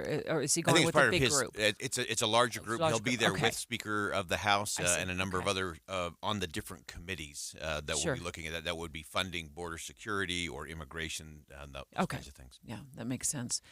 Boyd Matheson, Inside Sources. As always, it's good to see you in the new year. Happy New Year. Looking forward to your show this afternoon from 1 to 3. Debbie, I think we got a little breaking news here. According to the Harvard Crimson, Harvard's president, Claudine Gay, has just resigned, the shortest tenure in university history. Now, you'll remember that Claudine Gay was called before Congress back in December, and they were being questioned about anti-Semitism on college campuses. That's what Congress, the House, had called them forward, and had been asked point blank about what their policies are. And there's several things that are going on with this that are kind of that we will need to unpack. But this is quite monumental. And Boyd, maybe you can chime in on this a little bit, because what was unique? There's a couple different things going on. There was the discussion about anti-Semitism on these campuses. So Congress had called forth the presidents of MIT, Harvard, and Penn. And they had kind of qualified a lot of their answers of whether or not some of the anti-Semitic rhetoric was abusive or should be allowed on campus. Penn's president, Miss McGill, resigned shortly after, and there's been a lot of pressure for the other presidents, Harvard and MIT, to resign as well. Boyd, typically when people are called before Congress, you say it can be performative at times, but this is one of those situations where these presidents have paid a dear cost. Yeah, and I think they paid a price because of their arrogance in the way they went before Congress. They were very flippant in their answers and very elitist in their approach to what was being asked of them, and it just didn't resonate. One of the most fascinating things that I'm going to be watching in 2024 is we used to call this divide in the country between those who had a college degree and everyone else. There was a divide politically in that. The divide today is actually different. The divide is those with postgraduate degrees and everyone else, and the differences are staggering. I will in terms also of how they view in terms of how they view the country, and I think that's what unraveled for these college presidents is that people realized, hey, if I'm sending my money, that is not what I'm sending my money to prop up your institution with. I don't know that we're specifically sure as to what ultimately caused her resignation, because her testimony before Congress was a couple of weeks ago. However, in the last few days, she has faced a growing outrage about allegations of plagiarism, dealing with some of her previous papers that she had written, I believe, as a Harvard student. Yes. And the New York Times moments ago just published an article 17 minutes ago. It says, Harvard's president faces new plagiarism accusations, an unsigned complaint published online in the Washington Free Beacon, a conservative journal, added to previous allegations. So it does appear that the plagiarism allegations lobbed toward Ms. Gay have grown in just the last couple of hours. Significantly, up over 50 different citations there. There was also a letter in the Harvard student newspaper this morning from students requesting that she resign. And I think, again, it was one of those elements where there was an issue of plagiarism, and the way she acknowledged it, I think, mattered more than the incident itself. And so it led to more digging. It led to more, okay, she's trying to think she's above all of this. And ultimately, I think that's where the downfall happens. As you know, it's not usually what you do. It's the cover-up. It's the explanation. The lack of explanation always ends up being the problem. And I think she'll that's how this face played out. that same congressional committee will now investigate these allegations of plagiarism, according to the New York Times, that conducted the hearing on anti-Semitism. So to Dave's breaking news that he just brought to us, it does appear that she will be asked to go back before Congress on these new allegations. If you've resigned, are you still called? I don't know. Could she still be called? Of course, yeah, she absolutely could still be called. And I don't think Congress is done with it in any way, shape, or form in terms of what's happening on college campuses, because there is a growing divide there, and it is something that we've got to address within the country.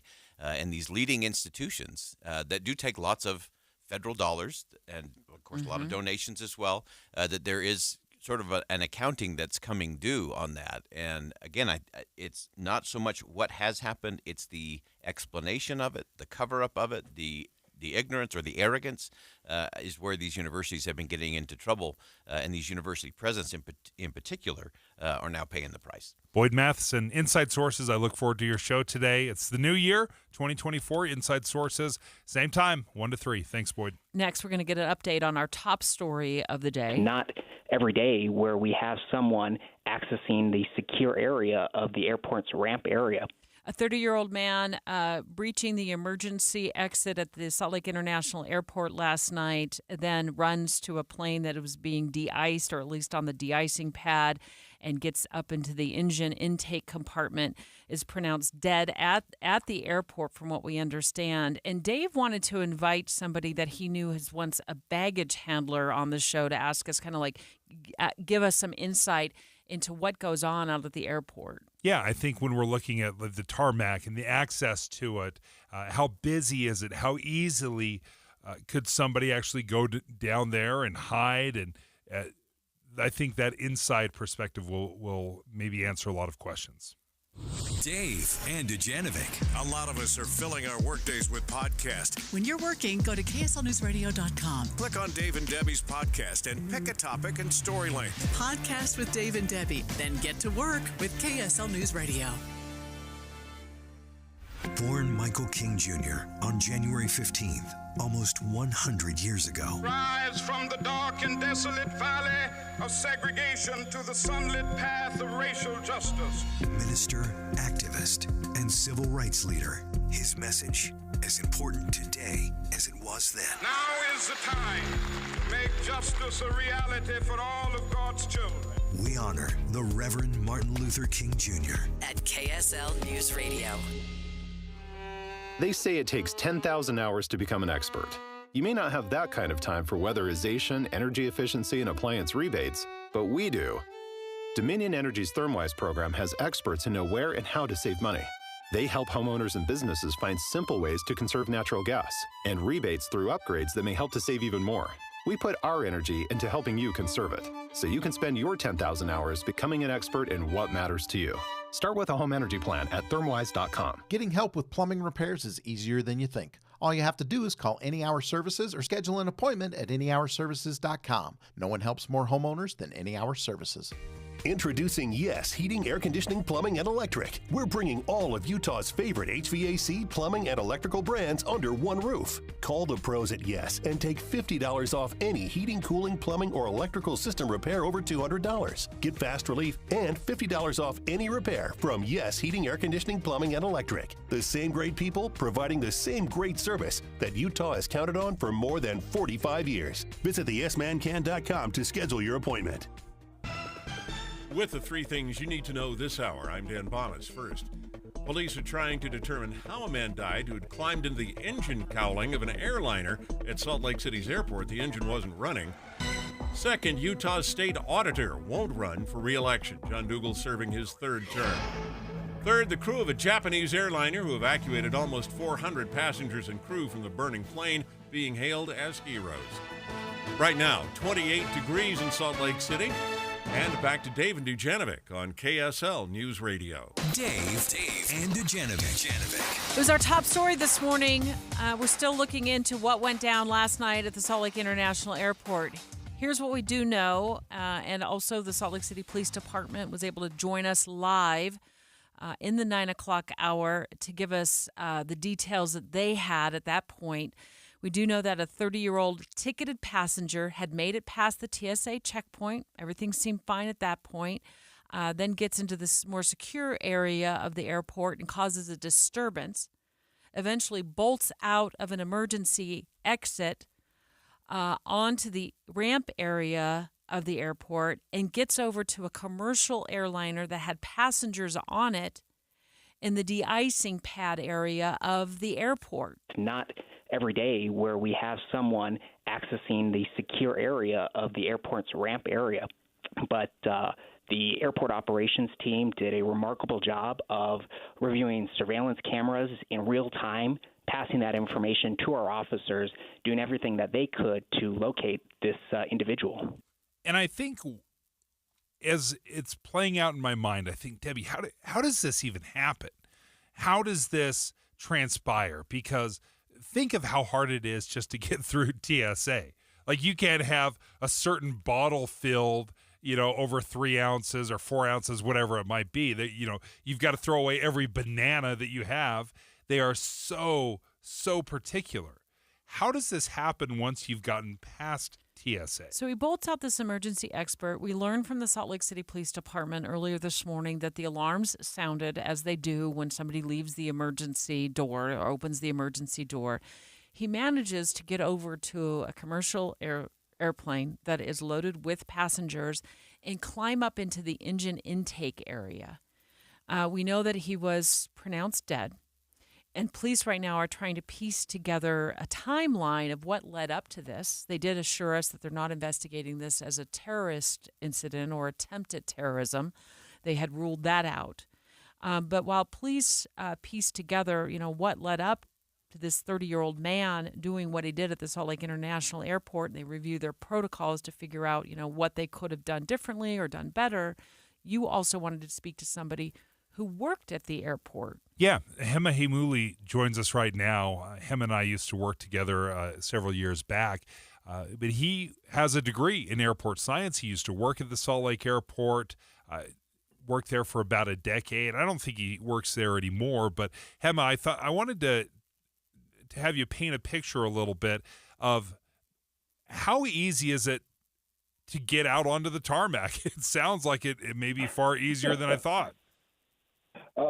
Yeah, it's a curious predicament. After listening to the news break this morning, I'm surprised. Okay, honestly, there's two separate parts of an airport. There's the sterile area where all the passengers are, people that have gone through security, and airports are kind of designed to keep these people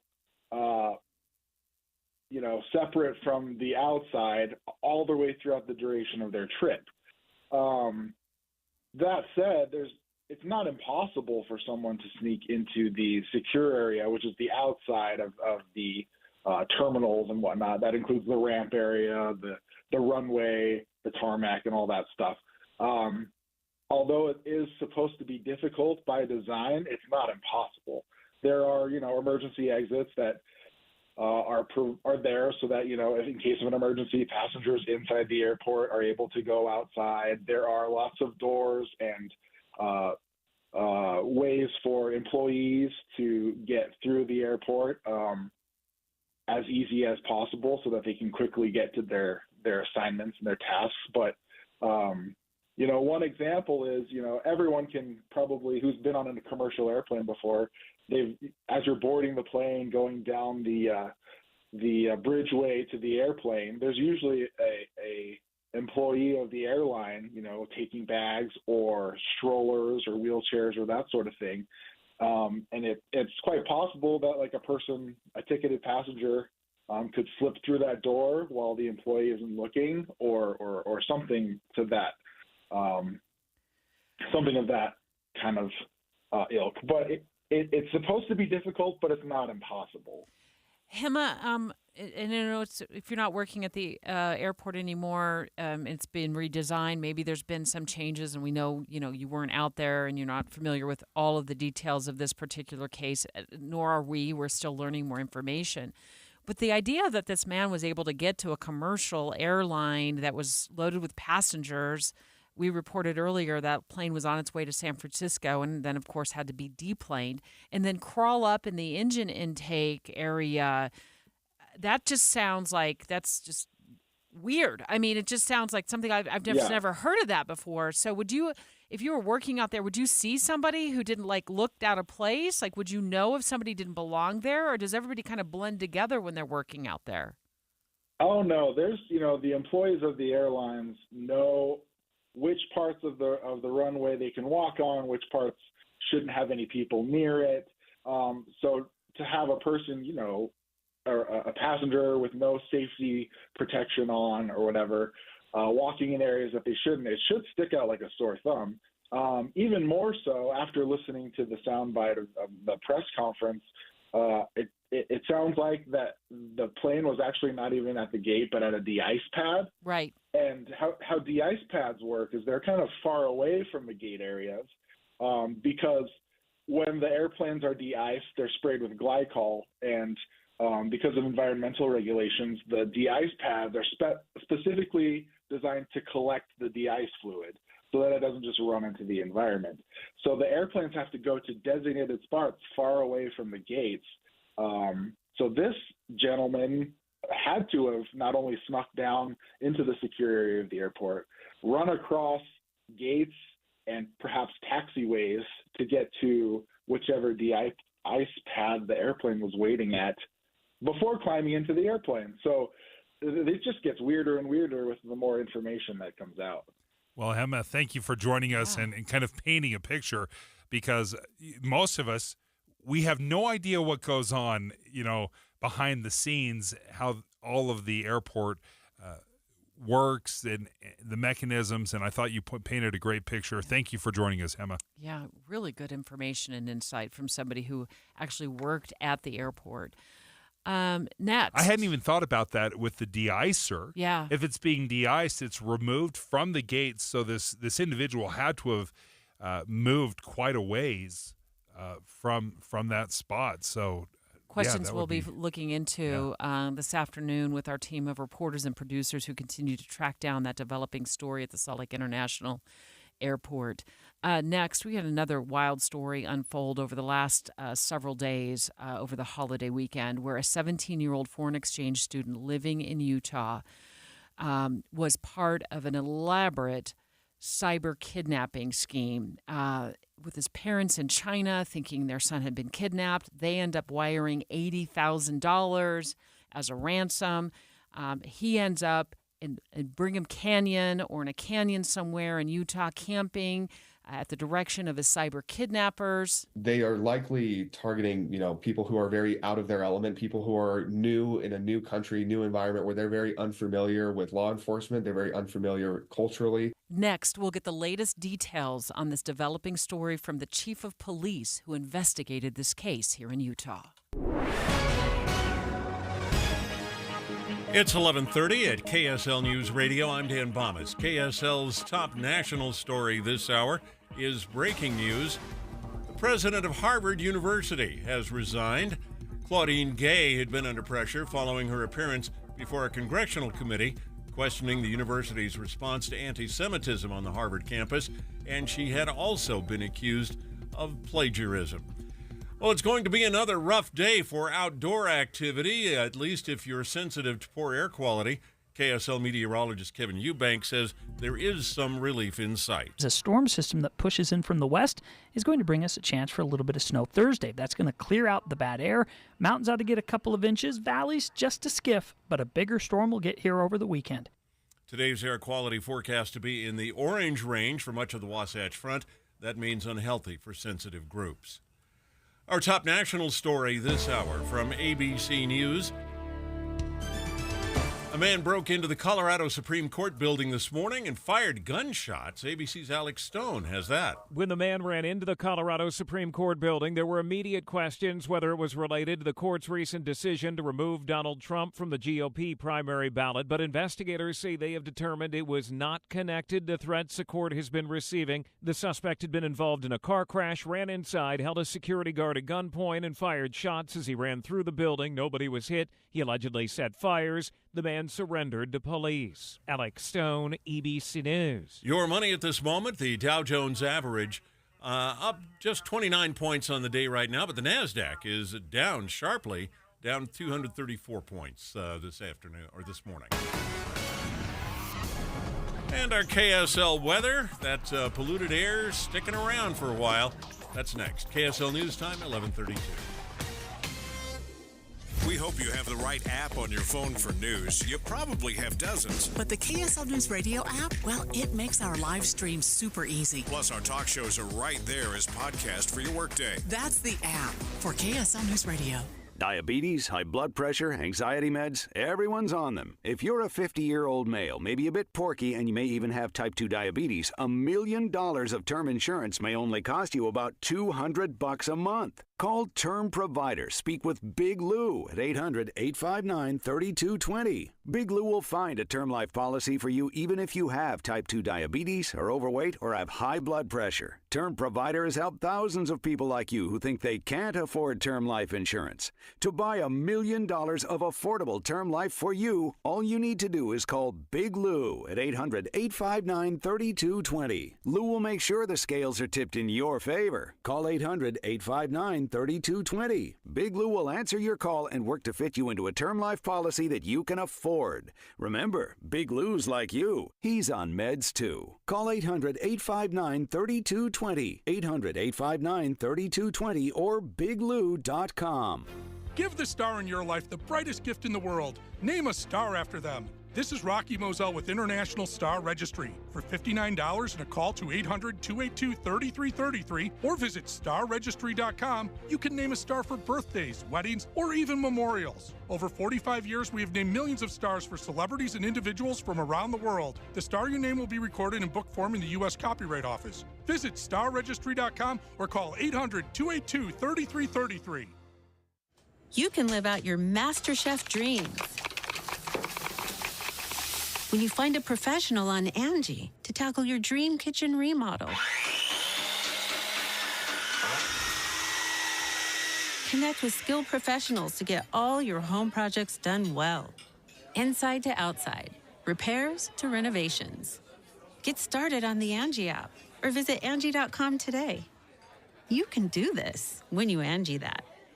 See the high-flying dunks, show-stopping blocks, and crowd-silencing threes at Delta Center this season. With an action-packed schedule, it's easy to get to a Jazz game. Pick out an unmissable matchup or just a tip-off time that works for you. It's time to put on your Jazz gear and head to the game. Come with a friend, a loved one, or as a group. See all available tickets and options at UtahJazz.com or call or text 801-355-DUNK. Traffic and weather together brought to you by Sinclair. Save up to 20 cents with DinoPay. Here's Ricky Meese. Traffic rolling along on your Valley freeways. Had a little bit of northbound buildup and slowing on Bangerter Highway approaching 4700 South. Looks like that may be easing. Ricky Meese in the KSL Traffic Center. Our KSL weather, the pollution lingers over the Wasatch Front till Thursday at the earliest. Then we'll see some snow showers and an increasing chance of snow for the weekend. Above that, mostly sunny with a few clouds today and highs in the low 40s.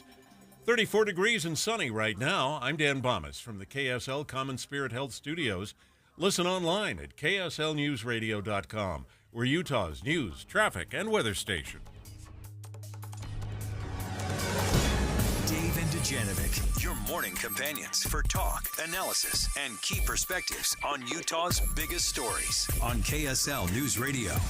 We're going to speak to the Riverdale Police Department in just a few moments. My understanding is the chief of police is going to join us to talk about this odd, scary, twisted kidnapping. It was all virtually done through some cyber criminals of a 17-year-old foreign exchange student from China living in Utah, going to school here, living with a host family. And Dave was able to give some perspective on that because he had a family member who was a host family in another situation. And so in Utah, you got this 17-year-old kid who's scared to death, who is being run around by these cyber criminals. And in China, you have his parents who are also being run around by cyber criminals, getting, we believe, photos of what it looked like. Kai, who's the 17-year-old foreign exchange student here in Utah, looked like he was being held captive. The cyber criminals convinced mom and dad or the parents to send $80,000 to probably bank accounts. I'll never see that money again. And they get Kai to go up camping in a canyon over New Year's weekend. It's wild. The level of coordination is what is so shocking to me. We've heard stories like this happen before, and people are being manipulated, whereas, like, the child has no idea what's going on. You know, mom and dad or grandma is being taken advantage of. The fact that both sides, thousands and thousands of miles away, one in China, one in Utah, are being manipulated is what is truly shocking about this story. Riverdale Police Chief Casey Warren live on the line. I got to hand it to you, Chief. I saw your news conference on Friday afternoon. I watched it from my kitchen, and I thought, I'm not sure you knew what you had on your hands at that point and what had happened to Kai. So walk us through what you've learned and what's happened since you found Kai. Sure. Yeah. So, this is definitely a unique case, a first of which Riverdale Police has handled of this nature. So, early on, we do you want me to just start from the start? Yeah, let's Absolutely. go through We're it. fascinated. We've got nothing but I'll time give you here, the Chief. rundown. We've got nothing but time. All right. So on the 28th of December, in the evening hours, our patrol officers responded to a call to contact one of the local schools here about a student that was a foreign exchange student from China possibly being kidnapped. And so the officers spoke to that principal or assistant principal, and they let them know that a family from China had contacted their liaison and expressed that they had received some disturbing images of their child here in the U.S., going to school here in Utah, leading them to believe he was kidnapped. Also, that they had received phone calls from the alleged kidnappers that were speaking Chinese, saying that if they didn't send them money, then their son would be harmed. So from that, we learned where Kai, where his host family was staying, which is here in Riverdale. So our officers immediately responded out to their house and spoke to the host parents. The host parents, this is probably about 8 o'clock. They're just getting off work, doing things that any of us would be doing. We're unaware that he was actually missing at this point. So once they went and we discovered he was gone, they indicated to us that before they left for their daily duties of the day, they had heard him in the early morning hours, about 3:30, 4 o'clock in the morning. And so they assumed, when they go to work, come home, he's going to be there, and he just wasn't when we got there. So we started then searching the area, canvassing surveillance from different homes in the area, trying to figure out what time he left, which direction he went, and we were able to locate a Ring doorbell camera in the area of the home that showed him walking by about 5:30. So at that point, we start doing search warrants and different things through the phone records, bank records, anything we could possibly get our hands on. And we learned that his phone was actually turned off at 5:30 that morning, about the time he was seen leaving the home. We started searching through police records and noted we had a report from the 20th of December, so that's about a week before, where we were notified by Provo Police Department that Kai was actually found up there. Someone called and it was kind of suspicious that this young man was walking up the street towards the mountainside with a tent, a sleeping bag, a backpack, and a generator, of all things. So that Provo Police responded out there and figured, yeah, this is a little bit weird, and he's probably not equipped to be out here camping 2 hours south of Riverdale. So they contacted us, contact the host family, and then it's like, yeah, that's unusual of Kai. Get him home immediately. So that Provo police officer put him on a train up here to Riverdale, and we were able to speak to the family. And the only explanation we could get out of him is he just was trying to get away for a little bit to clear his mind. He wanted to try to get some friends to go camping with him, and none of them would. So at this point, nothing was disclosed to Provo police. So at this point, you don't know that he's not divulging that he has been contacted by people directing him to do this virtually. Okay.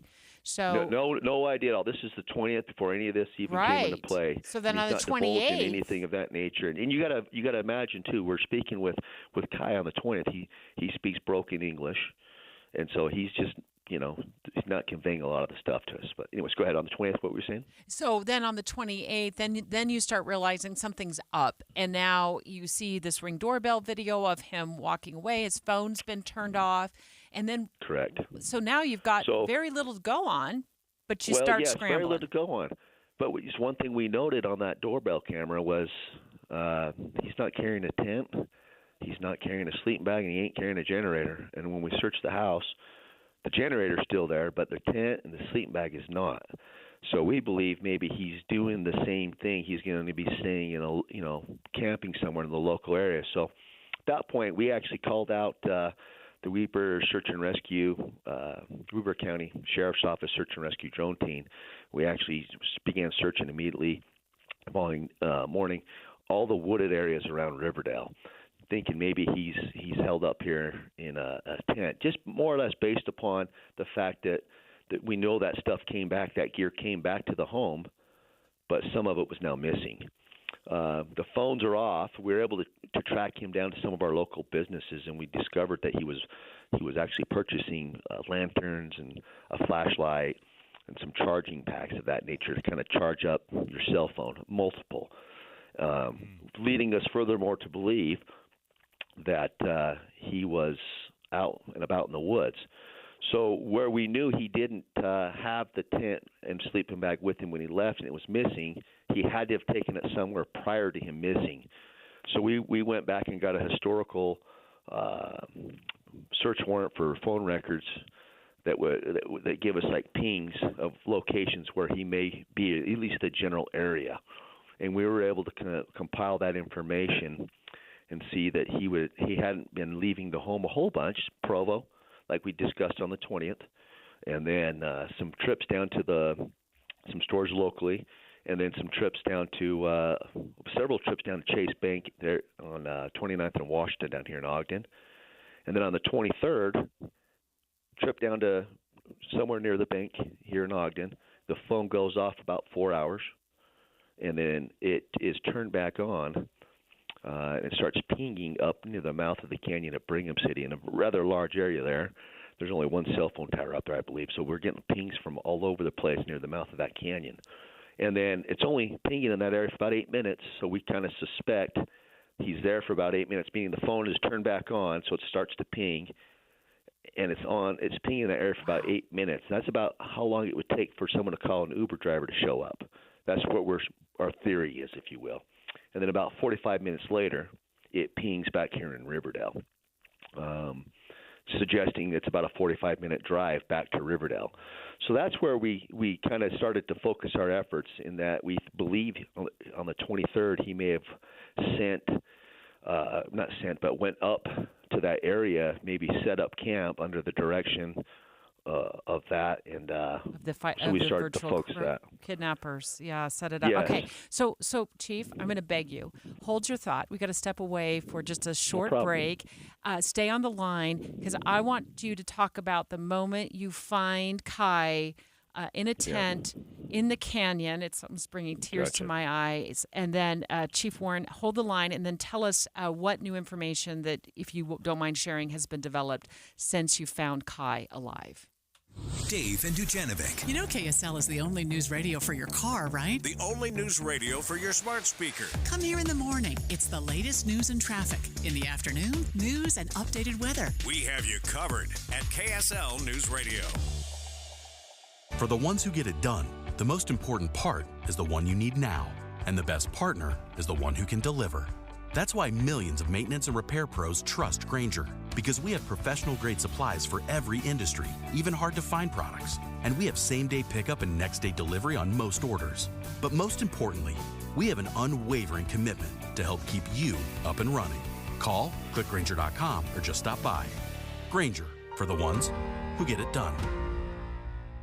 The smarter way to clean your floors. It's time to make the swap. Swiffer Power Mop. Introducing the new Swiffer Power Mop, the all-in-one tool that gives you a mop and bucket clean in half the time. The solution's built right in, so no heavy bucket, and the pad has hundreds of scrubbing strips to get deep into grout. Don't mop harder, mop smarter. Swiffer Power Mop. Swiffer Power Mop. Start the new year on the right note. Join the Utah Symphony January 4th through 6th for a program featuring the work Beethoven himself considered one of his best. Experience world-class musicians performing his exhilarating 7th Symphony, along with works by Mozart and more. Plus, before the performance, everyone, even adults, can try a musical instrument at our instrument petting zoo in the lobby. Tickets start at $21. Get yours at utahsymphony.org. Listen to the greatest classical hits from the 1700s to today. The Utah Symphony's Masterworks concerts offer elegant and entertaining evenings at Marisa Bravnal Hall in the heart of Salt Lake City, featuring timeless masterpieces by Beethoven, Dvorak, and Mozart, and even world premieres from modern composers. Tickets start as low as $21. Get yours at utahsymphony.org. This is Derek Miller speaking on business. Founded in 2018 in South Salt Lake, Workshop SLC is a vibrant and creative hub dedicated to nurturing artistic talent and fostering a passion for fine arts and ceramics. Owner Lucia Murdoch shares more. Workshop SLC's goal is to bring artistic excellence to the Salt Lake community with a wide range of programs for students of all ages and skill levels. Our mission is to provide a supportive and inspiring environment where artists can explore their creativity, expand their skills, and find their unique artistic voice. At Workshop SLC, we believe that art is a powerful medium for self-expression and personal growth, and we are committed to empowering our students to reach their full artistic potential. Our studio is equipped with state-of-the-art facilities, providing our members and students with the best possible resources to unleash their creativity. With a team of dedicated and experienced instructors, we are proud to offer an exceptional learning experience that fosters artistic growth for every student. Whether you're looking to learn something new or hone your craft, we have a place for you here. From oil painting, figure drawing, ceramics, and more, Workshop SLC offers a wide range of classes at different skill levels. Explore available classes, courses, and weekend workshops on the Workshop SLC website. There's something for any art enthusiast. I'm Derek Miller with the Salt Lake Chamber, speaking on business.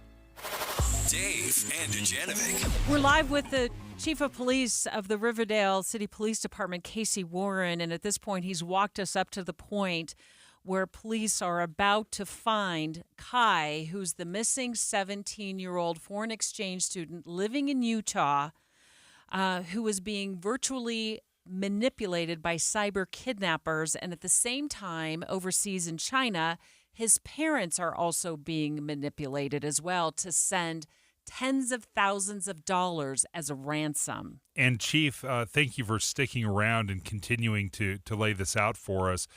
Some incredible piece of police work. And folks, if you missed it, make sure you go to our podcast and you listen to Chief Warren as he describes how they were able to narrow down where Kai might be. So can you pick it up? You have an idea of where he might be camping, where he may have set up a camp beforehand. Pick it up from there. All right. So once we discover that he could be up in the Brigham City sit-up camp, we immediately respond to that area. We actually received that information about the time his family arrived here from China. He had a brother and his girlfriend respond from China, and at this point, they're still explaining to them about the cyber kidnapping, and the best thing they can do is stop communicating and stop sending money. Well, as this is going on, we get this warrant back, if you will, from the phone company, and it's rather late at night. But given the inclement weather and whatnot, we put all boots on the ground and responded up to that Brigham City area. We notified Brigham City Police, and we deployed the Weber County Sheriff's Office drone team, and we were out there searching that mountainside on the 30th till about 4:30 in the morning. It's very difficult to search at night. You know, they got the thermal imaging on those drones. It's really, really cool. But the area that we searched. Go ahead. We thought Sorry, we lost Chief, you dropped out just for a second. So the drones. Oh. Yeah, so we were the Weber County Sheriff's Office drone team deployed their drones for us. They had a couple up there, a couple very talented deputies that responded, and some of their team from the search and rescue were flying there at night, and we weren't able to locate them at the night. And, you know, one of the problems with those drones at night, given the circumstances that Kai was in, is, you know, if he'd have been out there sitting around a campfire, we'd have found him pretty quick because the thermal imaging. But he has really no heat source with him, right? No heat source at all, exactly. And he's doing all this at the hands of the kidnappers who are communicating with him to do this? Yes, yep. And so he's just hunkered down in this tent. We don't end up finding him that night, so we responded back the next day. And again, had that drone team from Weber County Sheriff's Office come and with us, and then we actually contacted DPS, and they deployed their helicopter, and we began searching a rather large area up near the Brigham City Canyon. Miraculously, it's a pretty miraculous story how this went down. We had the drone up there, we had the helicopter flying, and one of our sergeant detective, Derek Ingstrom, decided he was going to kind of cruise up the canyon up there near Brigham City. Was just checking down by the creek in that heavy wooded area. Found a spot where he could cross the creek and decided to just kind of go up and search on his own on foot as we're flying these drones and helicopters. And as he's out hiking around, he actually come across Kai in the tent and found him. Wow. What was that interaction like? Yeah, so what was Kai's reaction? Yeah, shocked. Huh? Well, Sergeant Ingstrom actually approached the tent by himself, identified himself, and as Kai opens the tent door, he's in tears, absolutely relieved to see Sergeant Ingstrom. And so, obviously, we all honed in and responded to that location. Some of the drone footage that you may have seen is when everyone's kind of responding up to that area. And he's just relieved. The first thing he wants to do is contact his family to see if they're okay. And obviously we arranged that and let them speak on the phone as soon as we possibly could. And he was actually pretty dang hungry. So once we got him cleared medically, we stopped at the first fast food restaurant we could. Got him a hot cheeseburger. This poor, and then poor teenager, and he's been run around by these cyber kidnappers for at least, it sounds like 10 days or more at this point. So he's been ran around. I think he's been being manipulated and controlled and put in fear by these guys for months. As far as being in the woods, since the 28th, so 3 days. Imagine being 3 days out in this cold weather, long, cold nights. Daytime, still, it's not real warm. The location he was found, there's snow on the ground.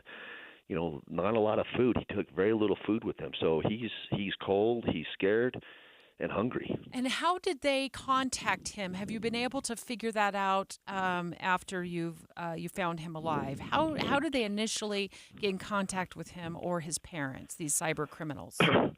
So they contacted him through the internet. They learned about who he was, and they started communicating with him and says, hey, we know who you are, we know who your parents are.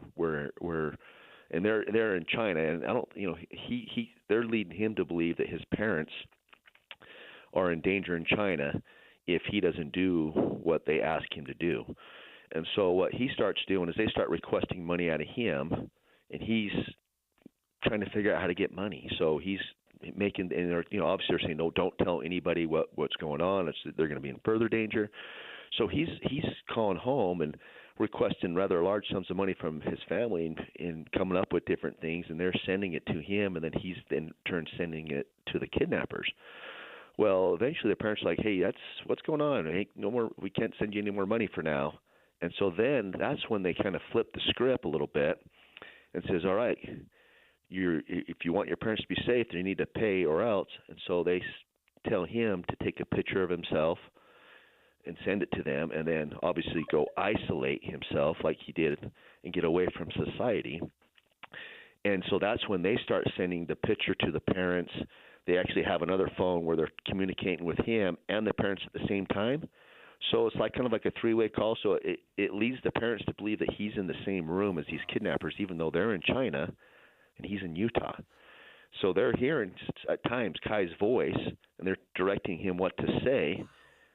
It's kind of through almost like a three-way call, if you will, through multiple phones. And so they're believing that Kai is with these kidnappers and being harmed, further, making them in fear that he's going to be seriously hurt or killed. And so they're sending money.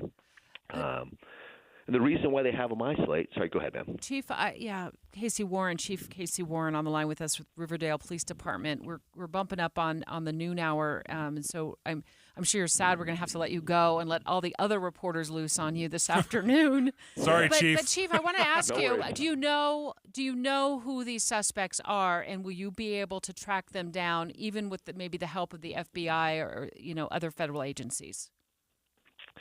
The one thing we know for sure, there are some accounts that we have identified in China that we've turned over to China because it's in China, and we know they're in China. So really, us tracking them down, or the FBI, it's not going to be real plausible. It's we've turned that information over to China, and from what we gathered, the people we spoke to at through the Chinese government is that they're looking into that on their side of the on their side. So, well, Chief, unfortunately, there's little we can do here from America. Well, you saved a 17-year-old boy from freezing to death in the canyon, and that is heroic. It is amazing, and congratulations to all your officers and all the assisting agencies our as officers well. work their tails off. I can't be more proud of our officers. They work day and night. Our detectives did an amazing job. The Weber County Search and Rescue Team, they were awesome as well. So that was an amazing story. And please, folks, if you're coming into this conversation late, feel free to podcast the full story of Kai's rescue. What a harrowing piece of police work, and a great ending. It's not always the case, but cyber kidnapping, virtual kidnapping, something I knew little to nothing about until today, Deb.